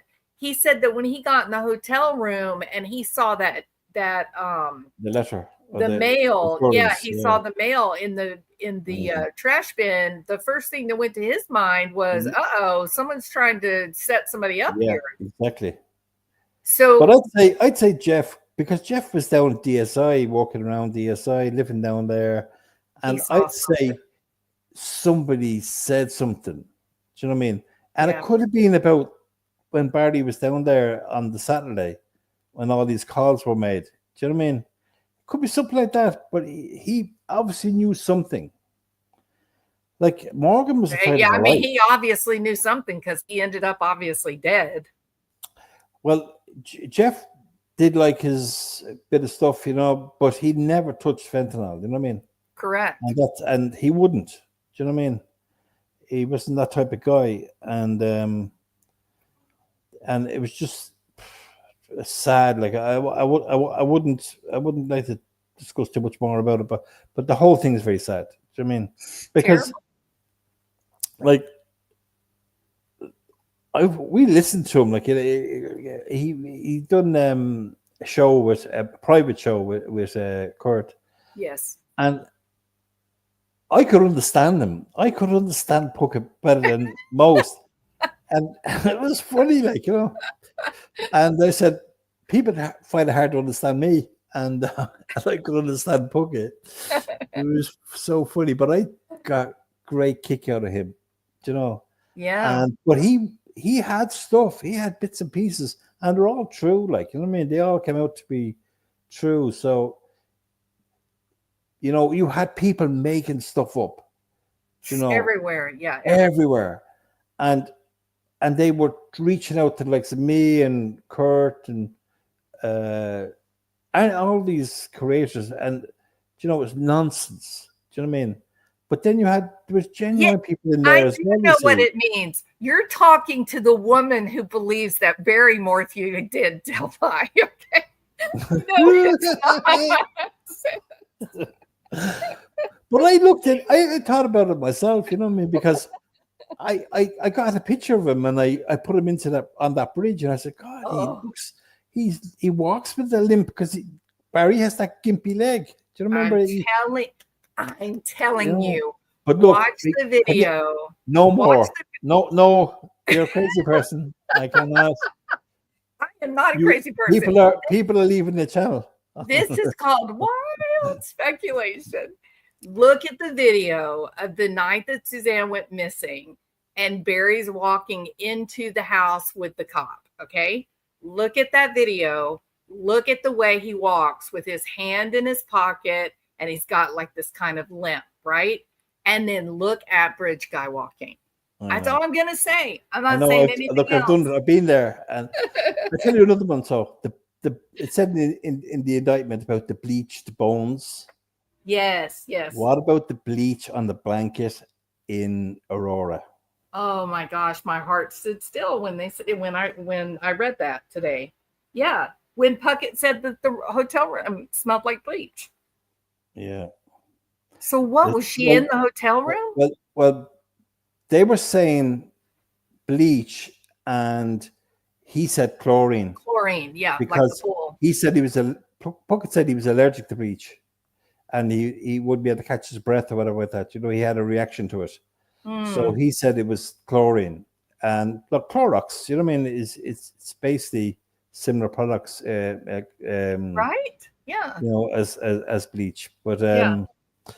but I'm talking about the suitcase and the what you call it, the cooler and the blanket, the blue blanket that was found in Sand Creek Park, which I believe Barry tossed them out of his truck about 10 minutes before he got to Broomfield.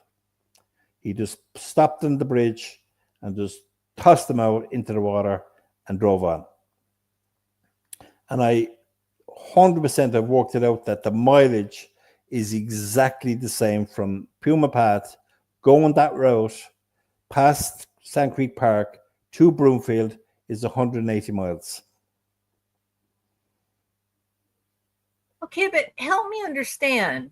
Yeah. So you got the mileage, that works perfect. Yeah. And more than the mileage, because the time. So Barry makes a phone call or text to Suzanne, right? And he makes it at Bailey. And we know the time Barry left Puma Path. So Barry left Puma Path at about 5:03, maybe 5:05, because he drives pretty fast on other mileage I've caught him on. He actually drives over the speed limit a bit. So he's caught on the Shell camera at 5:14. And then he's caught just on Lowry's, I think, camera, just on the 285 near the forensic building. And then he turns his phone on at Johnson's Village, which is just there by Buena Vista. And he's on the 285 now, heading towards Bailey. But when he gets to Bailey, he texts Suzanne or his mother, one of the other, I can't remember which one now at the minute off the top of my head. But he makes a call or a text, a missed call or a text to Suzanne, or wishing her happy Mother's Day. I think that was it. But that time is perfect. If you look at the time it takes to get to Bailey, that's perfect. The time it takes to get to Johnson Village is perfect. But the time then from Bailey to Broomfield Hotel is way out. And that's how I know it's not just the extra miles, it's the extra time it took to get to the Broomfield Hotel. I've put a lot of time into this, so I know for the fact. But help me understand something. So I believe, just going by memory because I don't have it pulled up, but the indictment says some of the bones were bleached. Yeah, bleached. Yeah. Now, how do you get some bleached and others not?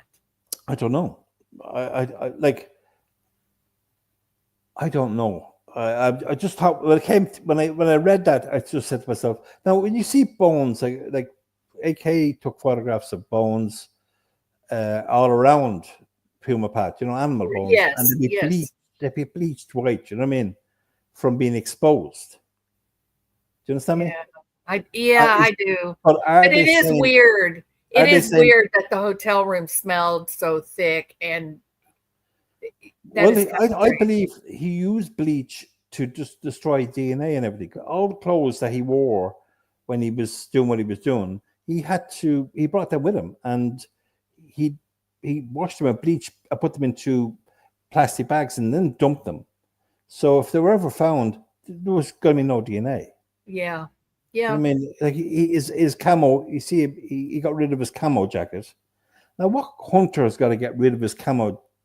What's the chances of the day your wife disappears that you're getting rid of a camo jacket? No, Do you know? no, And a not that blue kind. Not and a that teal kind of it. and That's a teal expensive jacket. stuff. It looked Yeah. like a lady's jacket, a teal Yeah. jacket. Yeah. And then there was what else was there? But there was stuff, the boots. Remember the 2 boots? He said he brought them up Yep. to get the laces. You know what I mean? Yep. Because Because he's a the tightwad. laces were still good in them. Yeah, tightwad.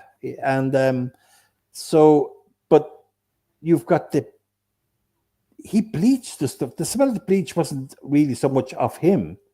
He wasn't bathed. I'd say he probably wiped himself down with bleach, probably to get rid of DNA or whatever. But it was getting rid of the DNA of any of the items, the clothes, maybe even, I don't know, whatever, other things maybe. But he bleached stuff before he put it into the dumpster. This is the way he went at things. Like, he had a laptop with him. We could see it on the photographs. He had a laptop Of course. Yeah. hidden inside some type of a top, like a black top or whatever it was. And you see him just poking out. You can see a little bit of it.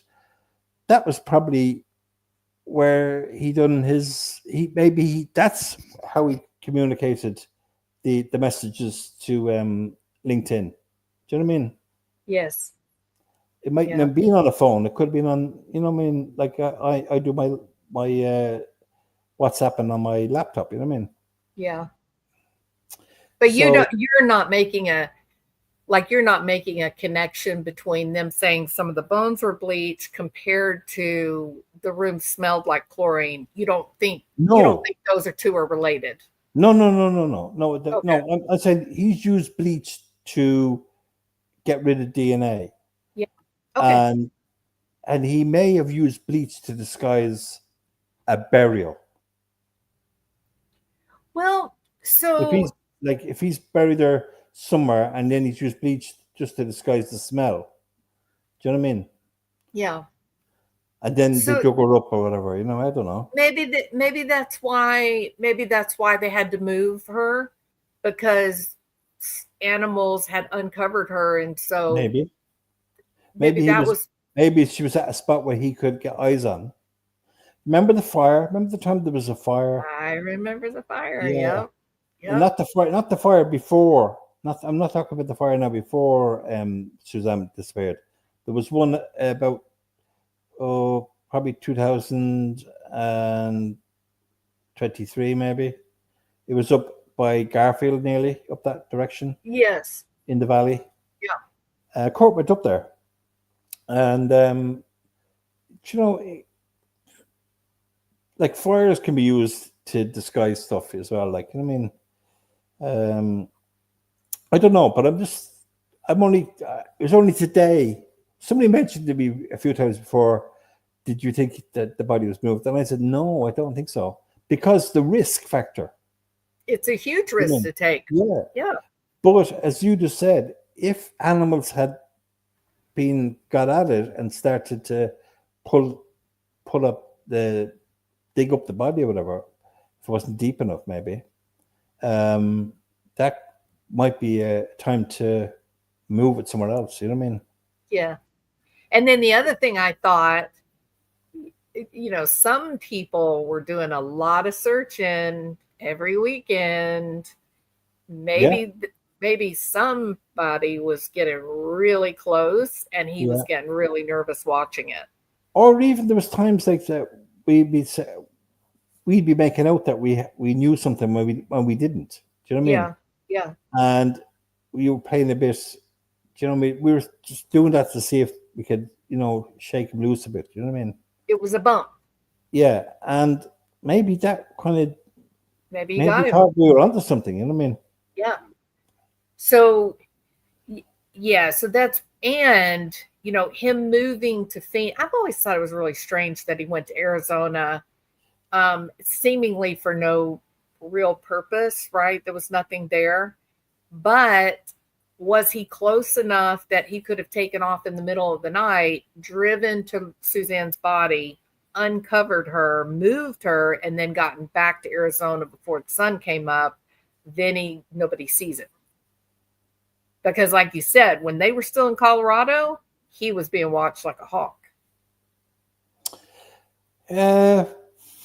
Like you know yourself, when he came out of on bail, he had the ankle monitor on, and which wasn't working, which is crazy. Like, and The you have to ask unmonitored yourself, ankle monitor. why did he want to stay up on Puma Pass? Do you know what I mean? I mean, he was being close to something, wasn't he? Because remember myself and Kurt were on about Barry drilling holes just at the entrance of Puma Pass. Yeah. It's very strange. That was on the day. The first one was the day Suzanne went to drop off Macy. So while Suzanne's in Gunnison, Barry comes home and he's working in that area. He's also in that area on Friday night when he's supposed to be getting pizza. He's also in that area on Saturday afternoon. So he's sinister. He's there three times. Three times he's in that area doing stuff. Yeah. And we were sure the Kurt was there with the drone looking around there to see exactly what is any disturbed earth or whatever like that, because and then there was a rock. If you remember, there was a rock we seen, and then the next time he got the drone up, that rock was moved. The big rock? No, it was just a heart-shaped rock. I think it was just surface. It was on the surface, but it was probably maybe a foot across, maybe in diameter. Yeah, there's another rock up there that's like really big. Oh no, this was just a small rock. It was in that area. Where do you know he had an old trailer that it was like a shed. Yeah, did you see that? I did. Yeah, so it's in that area because I was thinking he has to hide her somewhere from Saturday till Saturday night. Do you know what I mean? And you're not going to keep her in the house. Do you know what I mean? Or in the garage in case somebody just happens along. And that would be an ideal place, I would have thought, just in that shed. So no, just close the door and lock her in there. Maybe lid down on the box or whatever. Yeah.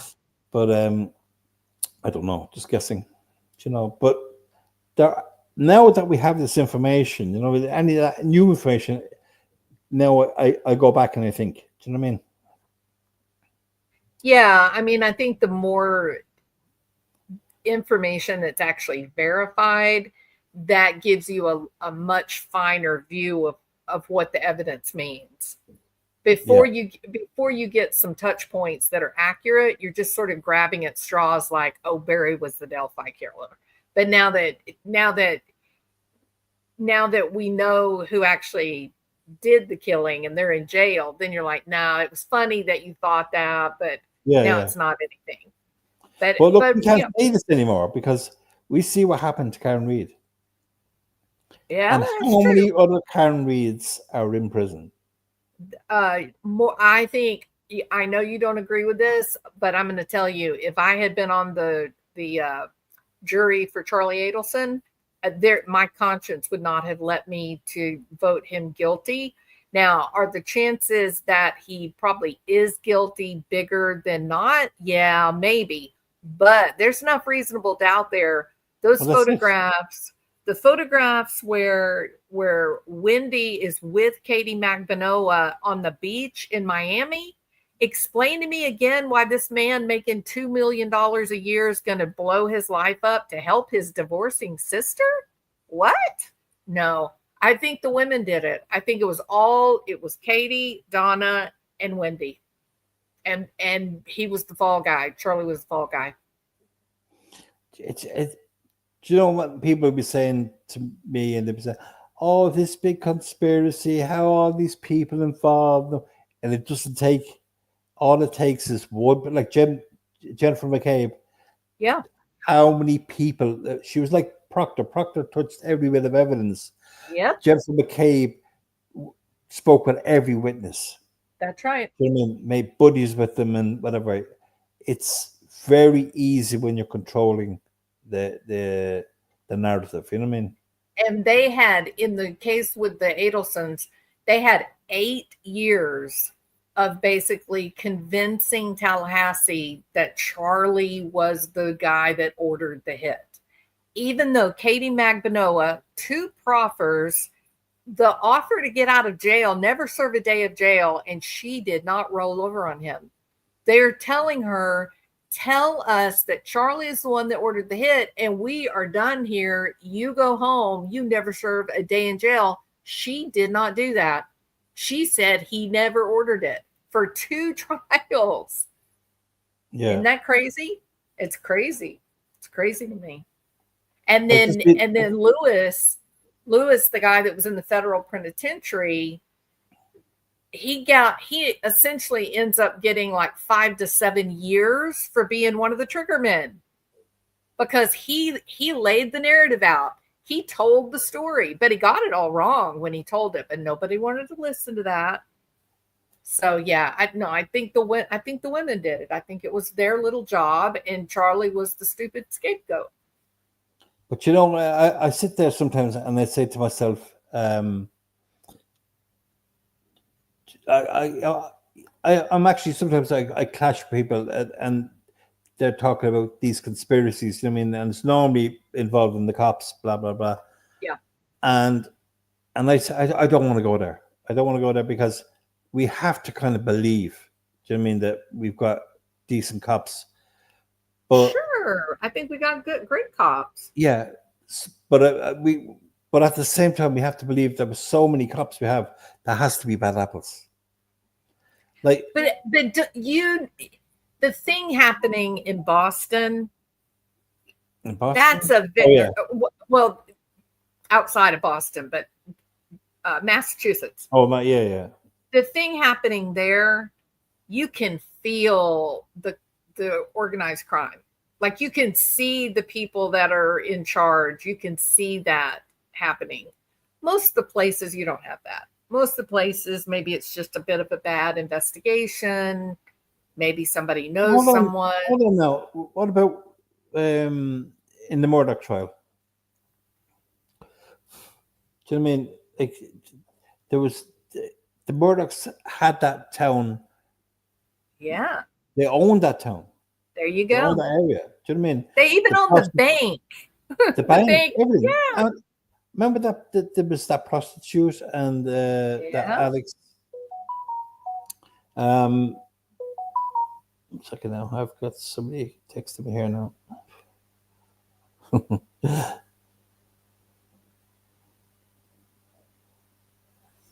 Pictures of Barry and oh my god, yeah.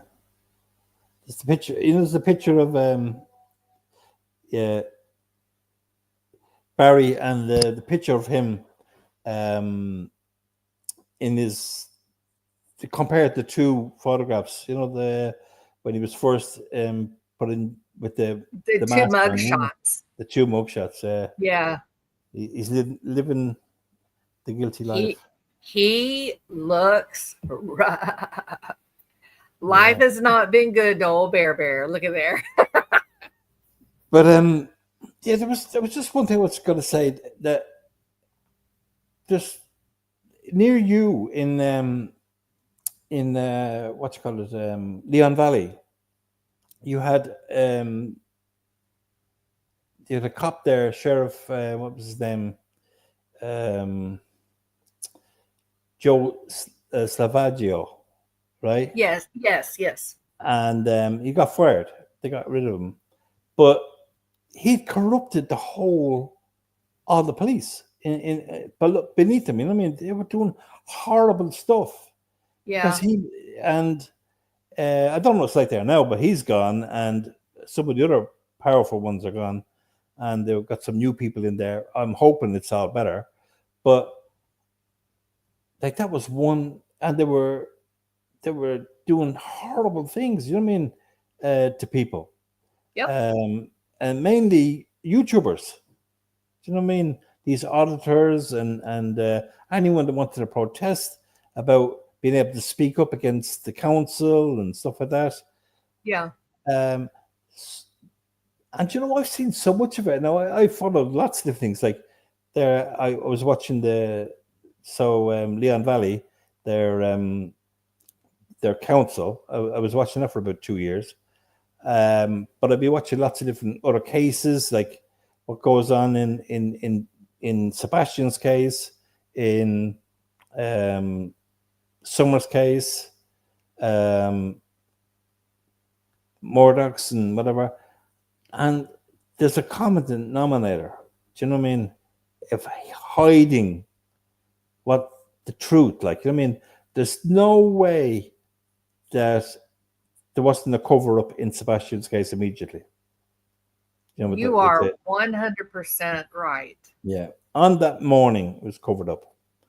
He should have rang 911 if it was genuine, not my buddy in the police station. Well, and listen to this. Listen how strange this is. That morning, like toward noon, right? But before the afternoon, the district attorney was at the house with Katie Proudfoot and Christopher Proudfoot's mom. Yeah. So it's friendly, right? I've never heard of a district attorney show up on scene for a missing kid. Have you? Yeah. Like, yeah, it's bad. Like the red flags are there. Like Morrissey in Massachusetts and Canton, or what you call it? Yeah, Morrissey's kind of a pathetic. Yeah. But to stand up and say what he said, and then you've got what's her name? You won Dever. You see her? Dever. That's it. Get it right. Get it right. Damn it. Dever. I said, but and she gets her boss calls her up to the office and says, "Yeah, do the right thing." And then she stands up in court and says, "My job depends on what I say here in this court." I mean, it's chilling. It's chilling. Yeah, I see the picture you're looking at there now. Yeah, that's the port. Yep, it that lump, is. The lump there is the port. Yes. You know the port. Yeah. Yep. It is just rather. The neck and shoulders rather strange, and I do know. I know that like I said, these cameras try to make sense of what they're looking at, and it can sometimes give you strange patterns. But have you seen any photographs? You zoom in on any of those photographs of Suzanne's, and tell me, do you see those square pixels? Nothing like that. Nothing like that. Even the photographs where she's outside, you don't get that. This is weird. No. This is something else. In fact, when I'm looking at this,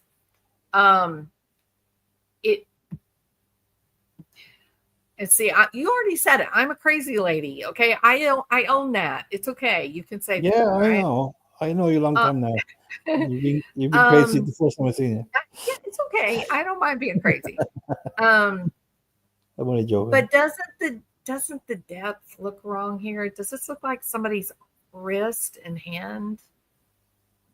You see what I mean? It looks shades. Shadows are hard to see like that in shades. Yeah, it's weird looking, but it's really scary. I'm only talking about where I see the pixelation. The square pixels. Yeah. And they are copies. You know what I mean? That's cloning. That's taking a square and then cropping it out and then transferring it onto another photograph. And that's what you see. And you see those square edges all the way around.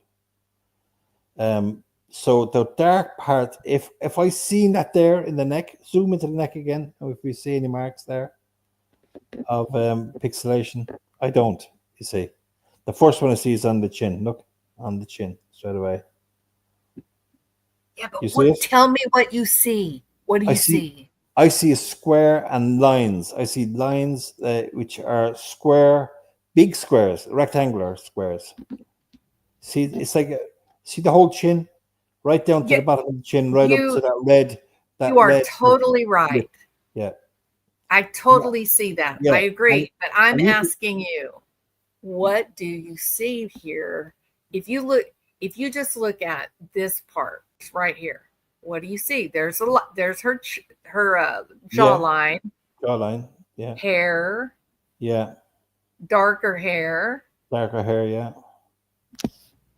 And then we're just going to suddenly explain away the discoloration on her neck and her shoulder. Yeah. Like, is that hair? And if it was, why is it like that? I mean, you know. Because I'm going to tell you, if I can see blonde and I can see even beneath that the brown that matches up here, then you're going to make it really hard for me to explain away this. Yeah, I know. And what about this? The dark, that's a bruise. I don't know. When we're talking about the eyes, those eyes are put on over closed eyes or else black eyes or whatever. Yeah. I mean, I think you can see that, right? That's pretty clear, but I mean, you have to zoom in to see it. You know what I mean? This eyeliner, look at the eyeliner on the, is this the one you done? No, that's the one they had. See the line on the top of the eye, it's dead straight across. Who puts eyeliner like that? Nobody. Nobody does. It's very strange. Yeah. And then her eyes are two and different it goes sides. into the hair. If you look at the hair, you know what I mean? It crosses into the hair. And then you got the pink that goes into the hair, which is over the eye. So that's looks to me that there's about, just on the eyes alone, there's probably about 4 different layers to make that look like that. And it's distorted the eyebrow on one side and it's shortened on the other side. And there's no corner of the eye. And he sent this to Libler. And Libler didn't comment on it at all. Sent it 203, and he didn't comment on it till 247. And he just said, your weather looks great. Not what happened to you. Or I honestly believe Libler knew, even before that photograph was sent, because the nonsense 7 or 8 messages that were sent one after the other don't make any sense whatsoever. Yep. And unless like we're talking about what's the name, Rourke, Andy Rourke, and who else was in there mentioned there today, that helping Anne Kelly, they should know all this. This kind of, and I'm just saying that they should. Like I sent them to you. You have them. You read them. I have all of that. Yeah. And they don't make any sense whatsoever. It's just words being blurted out. Yeah. Well, if you read them out to your audience, those 7 messages, your whole audience will say, that's crazy. That doesn't make any sense. You know, with no reply. With no reply from Libler. Because he knew. He was looking at it and he was like, what's wrong with her? Like, why is she acting that way? Yeah. And then he got to thinking, oh my God, maybe Barry got her. Barry has the phone, maybe. Barry. And then, is Barry with her? Yes. What do I say? You know what I mean? Like, she sent, or her phone sent something like, there were 60 messages between them, I think, 59. And she sent like 45 of them. Wow. It's crazy. And like some of them were pictures, I presume, and whatever, but it's so balanced. Do you know what I mean? Yeah. Yeah. Look, I believe my heart and soul. Like, if I prove wrong, I'll prove wrong, and I'll put my hands up straight away and say, well, that makes sense. Yeah, I'm wrong. But I honestly, my heart and soul, do not believe that Suzanne sent any of those messages on Friday night or on Saturday. Oh, I totally agree. No, I definitely think that Barry was fishing. And And if you look, part of me, the other thing is, sorry, but if you look at what happened in the timeline on Friday morning, it's an escalation. So the first thing that happens is the list of grievances. So Suzanne puts her list of grievances into the iCloud for safety. yes, And Barry gets a text, the worst text he ever got in his life, which he deleted, but we don't have, is like the other one. I'm done. A similar thing, a screenshot of something that was sent to Barry. And what was sent to Barry? I believe Suzanne sent the list of grievances because it's to Barry. It's addressed to Barry. All the arguments are the content is all addressed to him. It's not it's not notes for herself, a list for correct, herself. correct. She's having an argument and she's just boiled over all night. He was out all night and she sent that to him. And then everything after that is an escalation. Like Barry calling her 5 times and texting her 3 times in the matter of about 6 minutes. And then the I love you. Because he was panicking. Or the longest phone call then, which lasted 37 minutes or 27 minutes, I think it was a phone call. Suzanne rang Barry for 27 minutes and they had a 27-minute call. And then after that call, he texted her about 15 minutes later saying, I love you, Suzanne. And a half an hour later, he goes somewhere the same distance as it is to Puma Path and back. And you never hear of her again. And then all the other strange things that happened. The Facebook account is hacked, passwords, and all the weird stuff. The pizza that never happened. All these things all happened that day. Crazy? That was so crazy. Yeah, but all the weird stuff is happening all on the Friday, and people are forgetting. They're just moving on to the Saturday because in their mind, that's, Barry shot Suzanne lying out in the thing. It all matches up with the dart and blah, blah, blah. But no, that could have happened on the Friday. Do you know what I mean? That's what I'm saying. Yeah. No, I'll hold my hands up and I say, I believed when I seen that photograph that Suzanne was sitting out on a resort, and that was taken months earlier at a resort.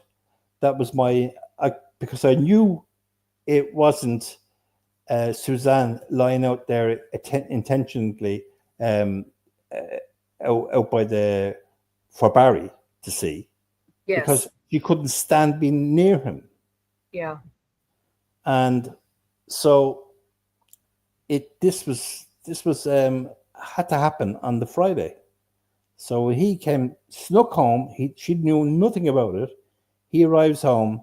She's either in the house or she's laying out. She could be laying out for all of we know, or maybe she's just barricaded herself in that room when she heard the truck coming in, and she picked up that gun, and there was no firing pin in that gun. Yeah. She couldn't save herself. Terrible. And they fought. Do you know what I mean? But you look at that picture, and I tell you now, that there's questions. There's no metadata for that picture. And if you look at the one of her with her fist up at her head, there's metadata. Do you know, all the other ones of our bike rides that she sent on Facebook or whatever, there's metadata.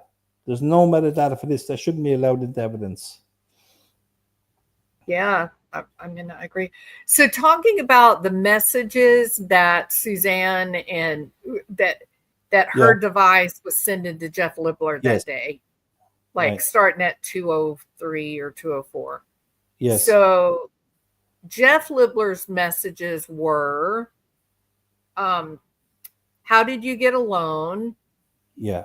And then cleaning up outside, and wife just went to Costco and daughter went running. Yeah. Want to strip down and get naked.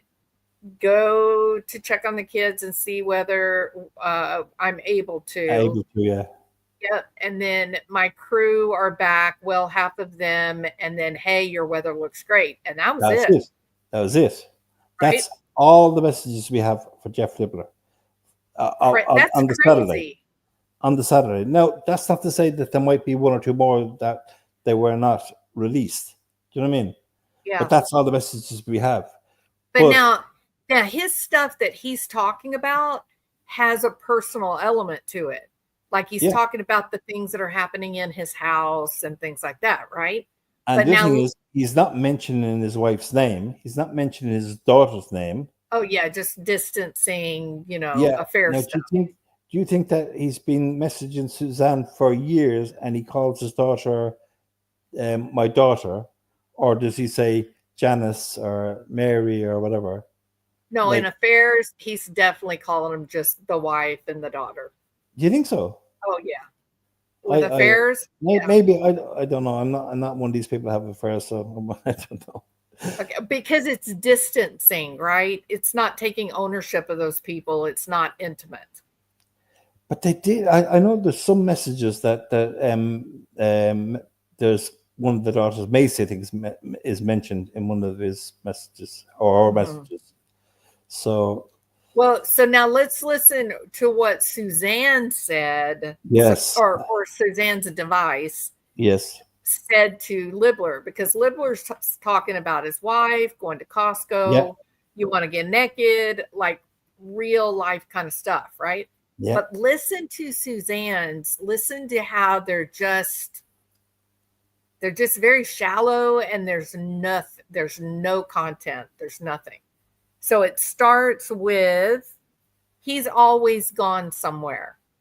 Yeah. So the question from Jeff Libler is, how did you get a loan?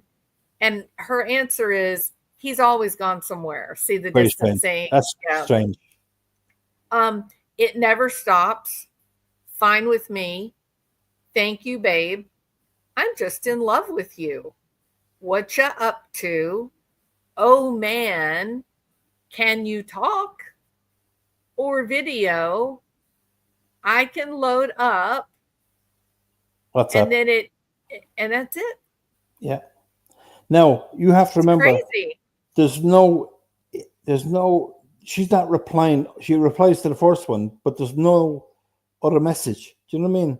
No, because at 2:07 he says, want to strip down and get naked.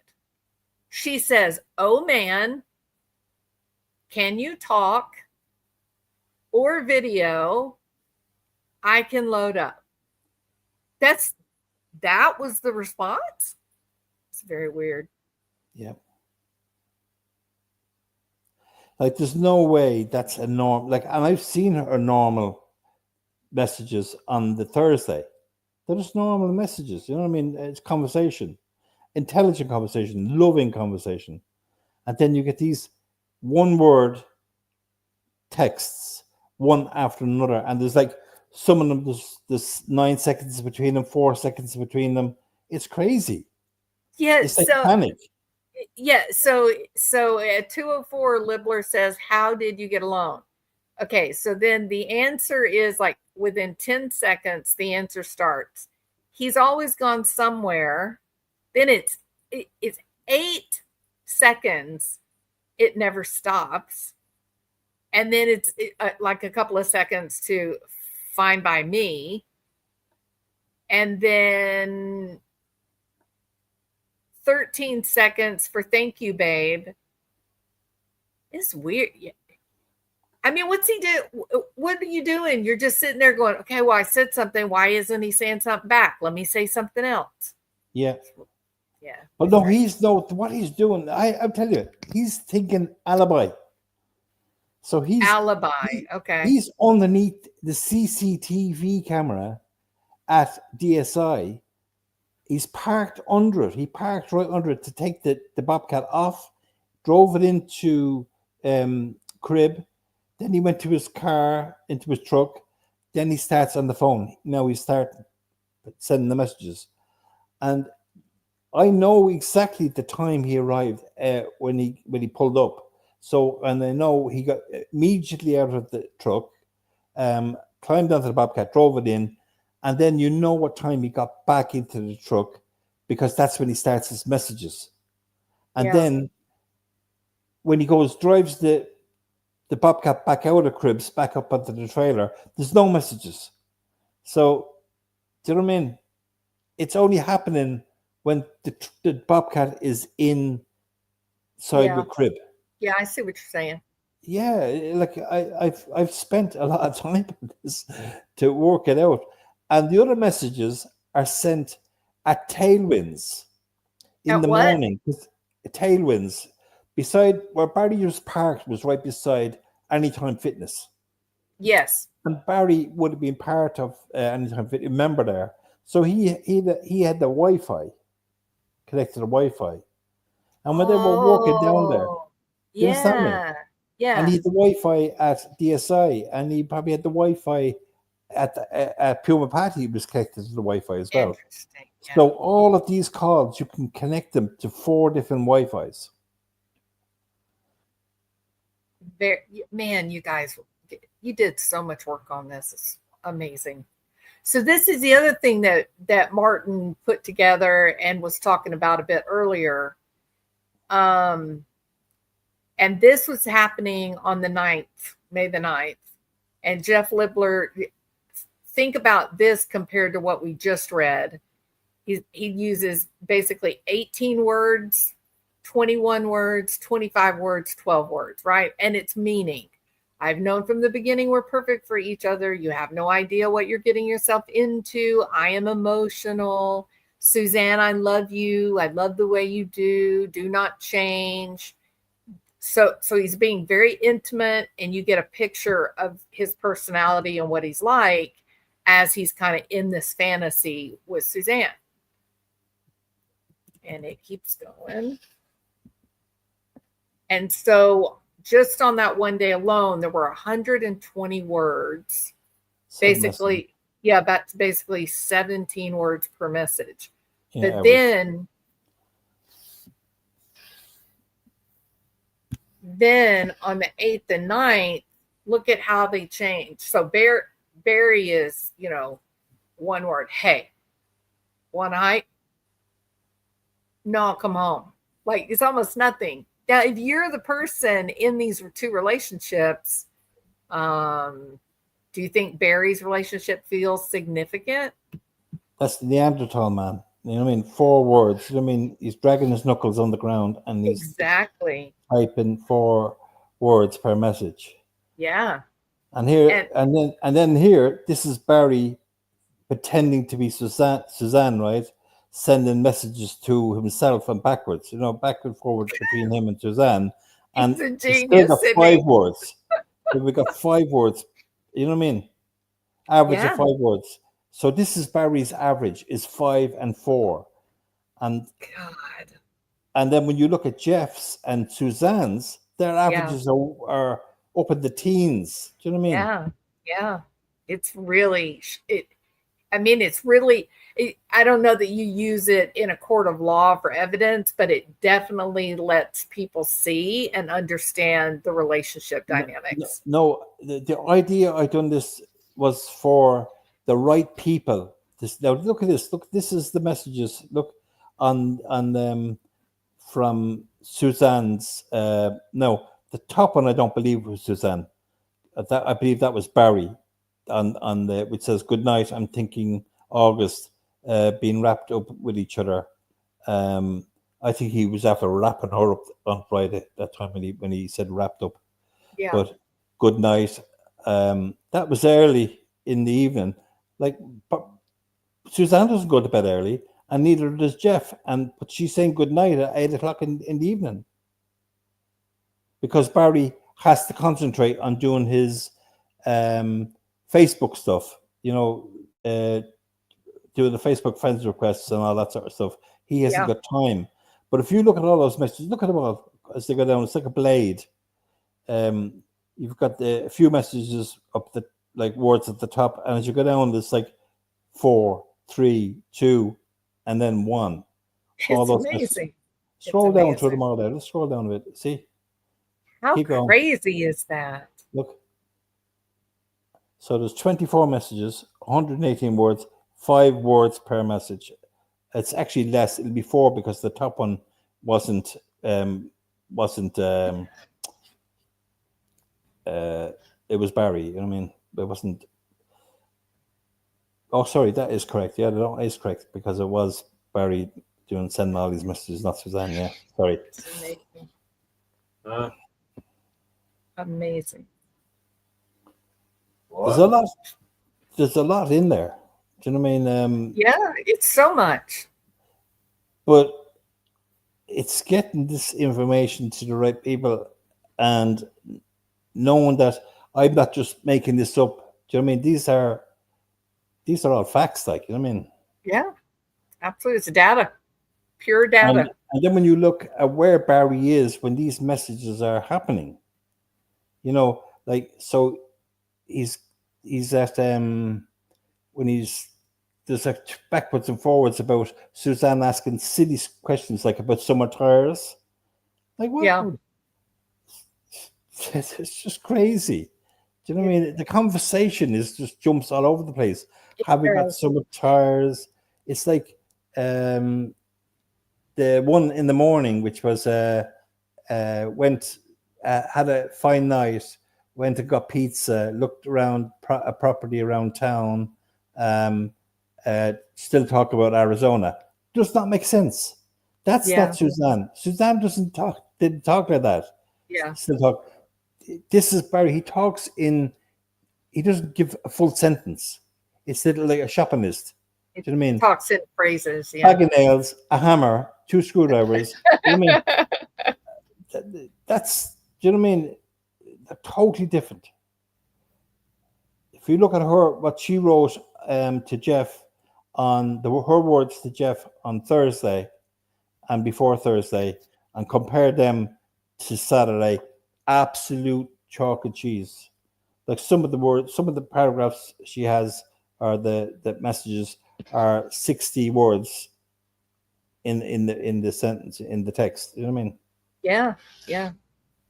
Now these are different. These are with Sheila.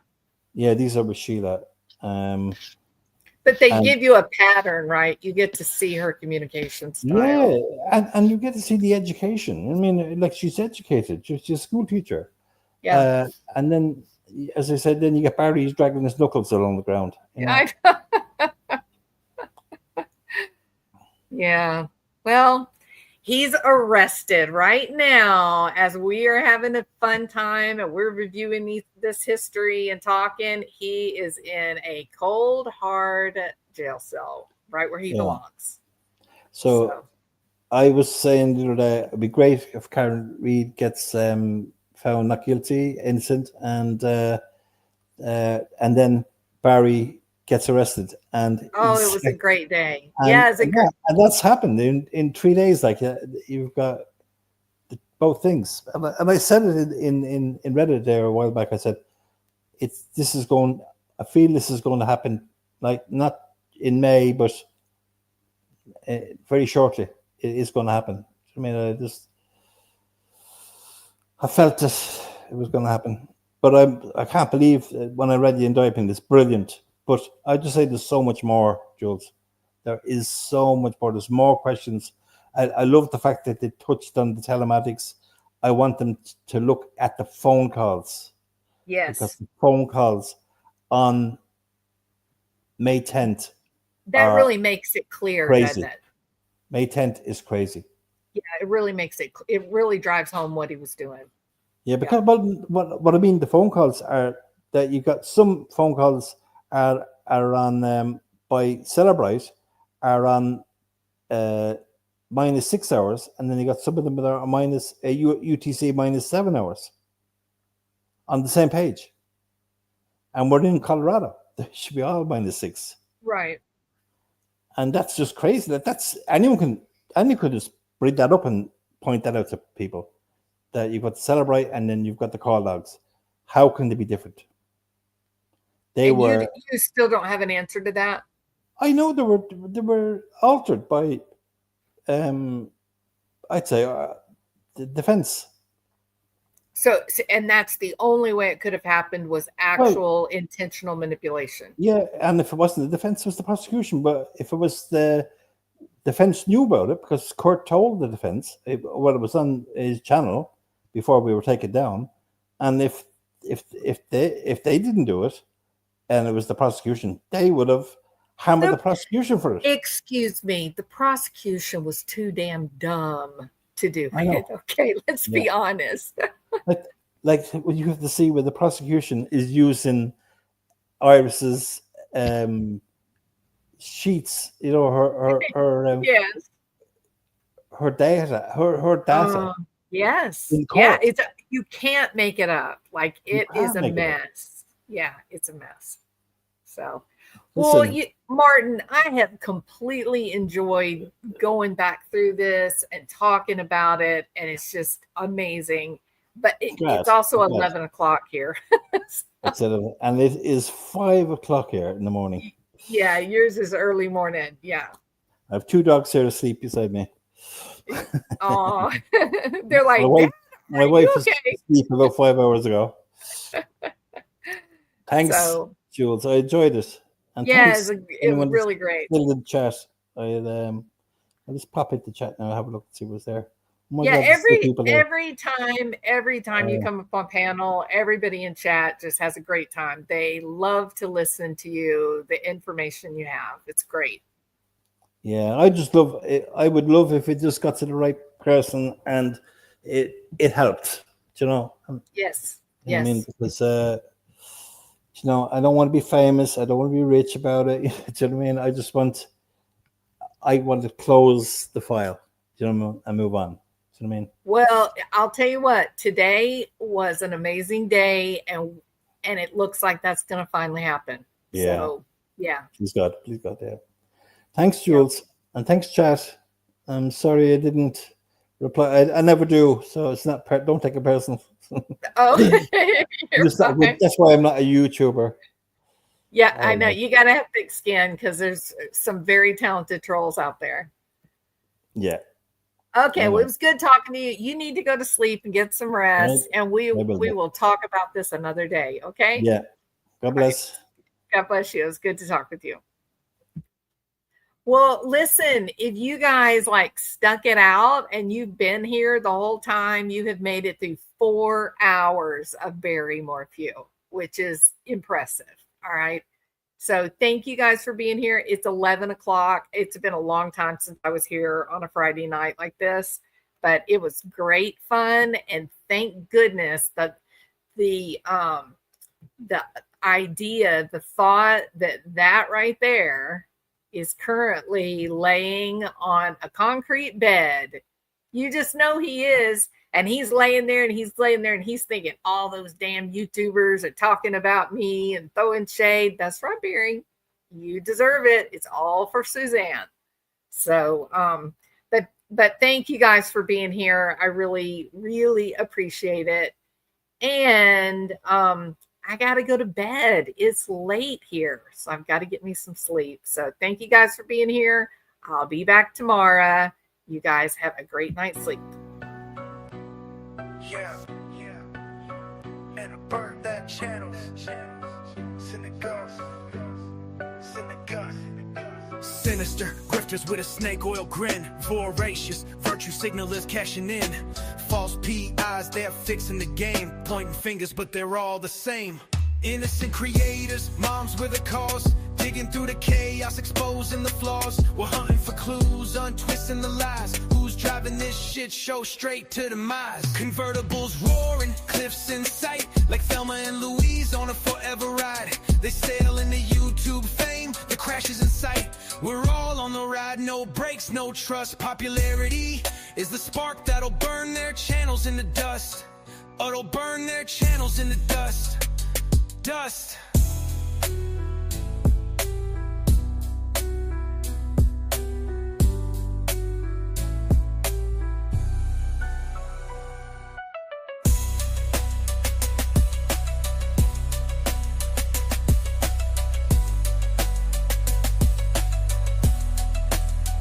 That'll burn their channels in the dust. Spark that'll burn their channels in the dust. Dust. It's in the dust. That'll burn their channels. It's in the dust. That'll burn their channels. What's channels in the dust, the dust, the dust, the dust, the dust, the dust. We're all on the ride, no brakes, no trust. Popularity is the spark that'll burn their channels in the dust, dust.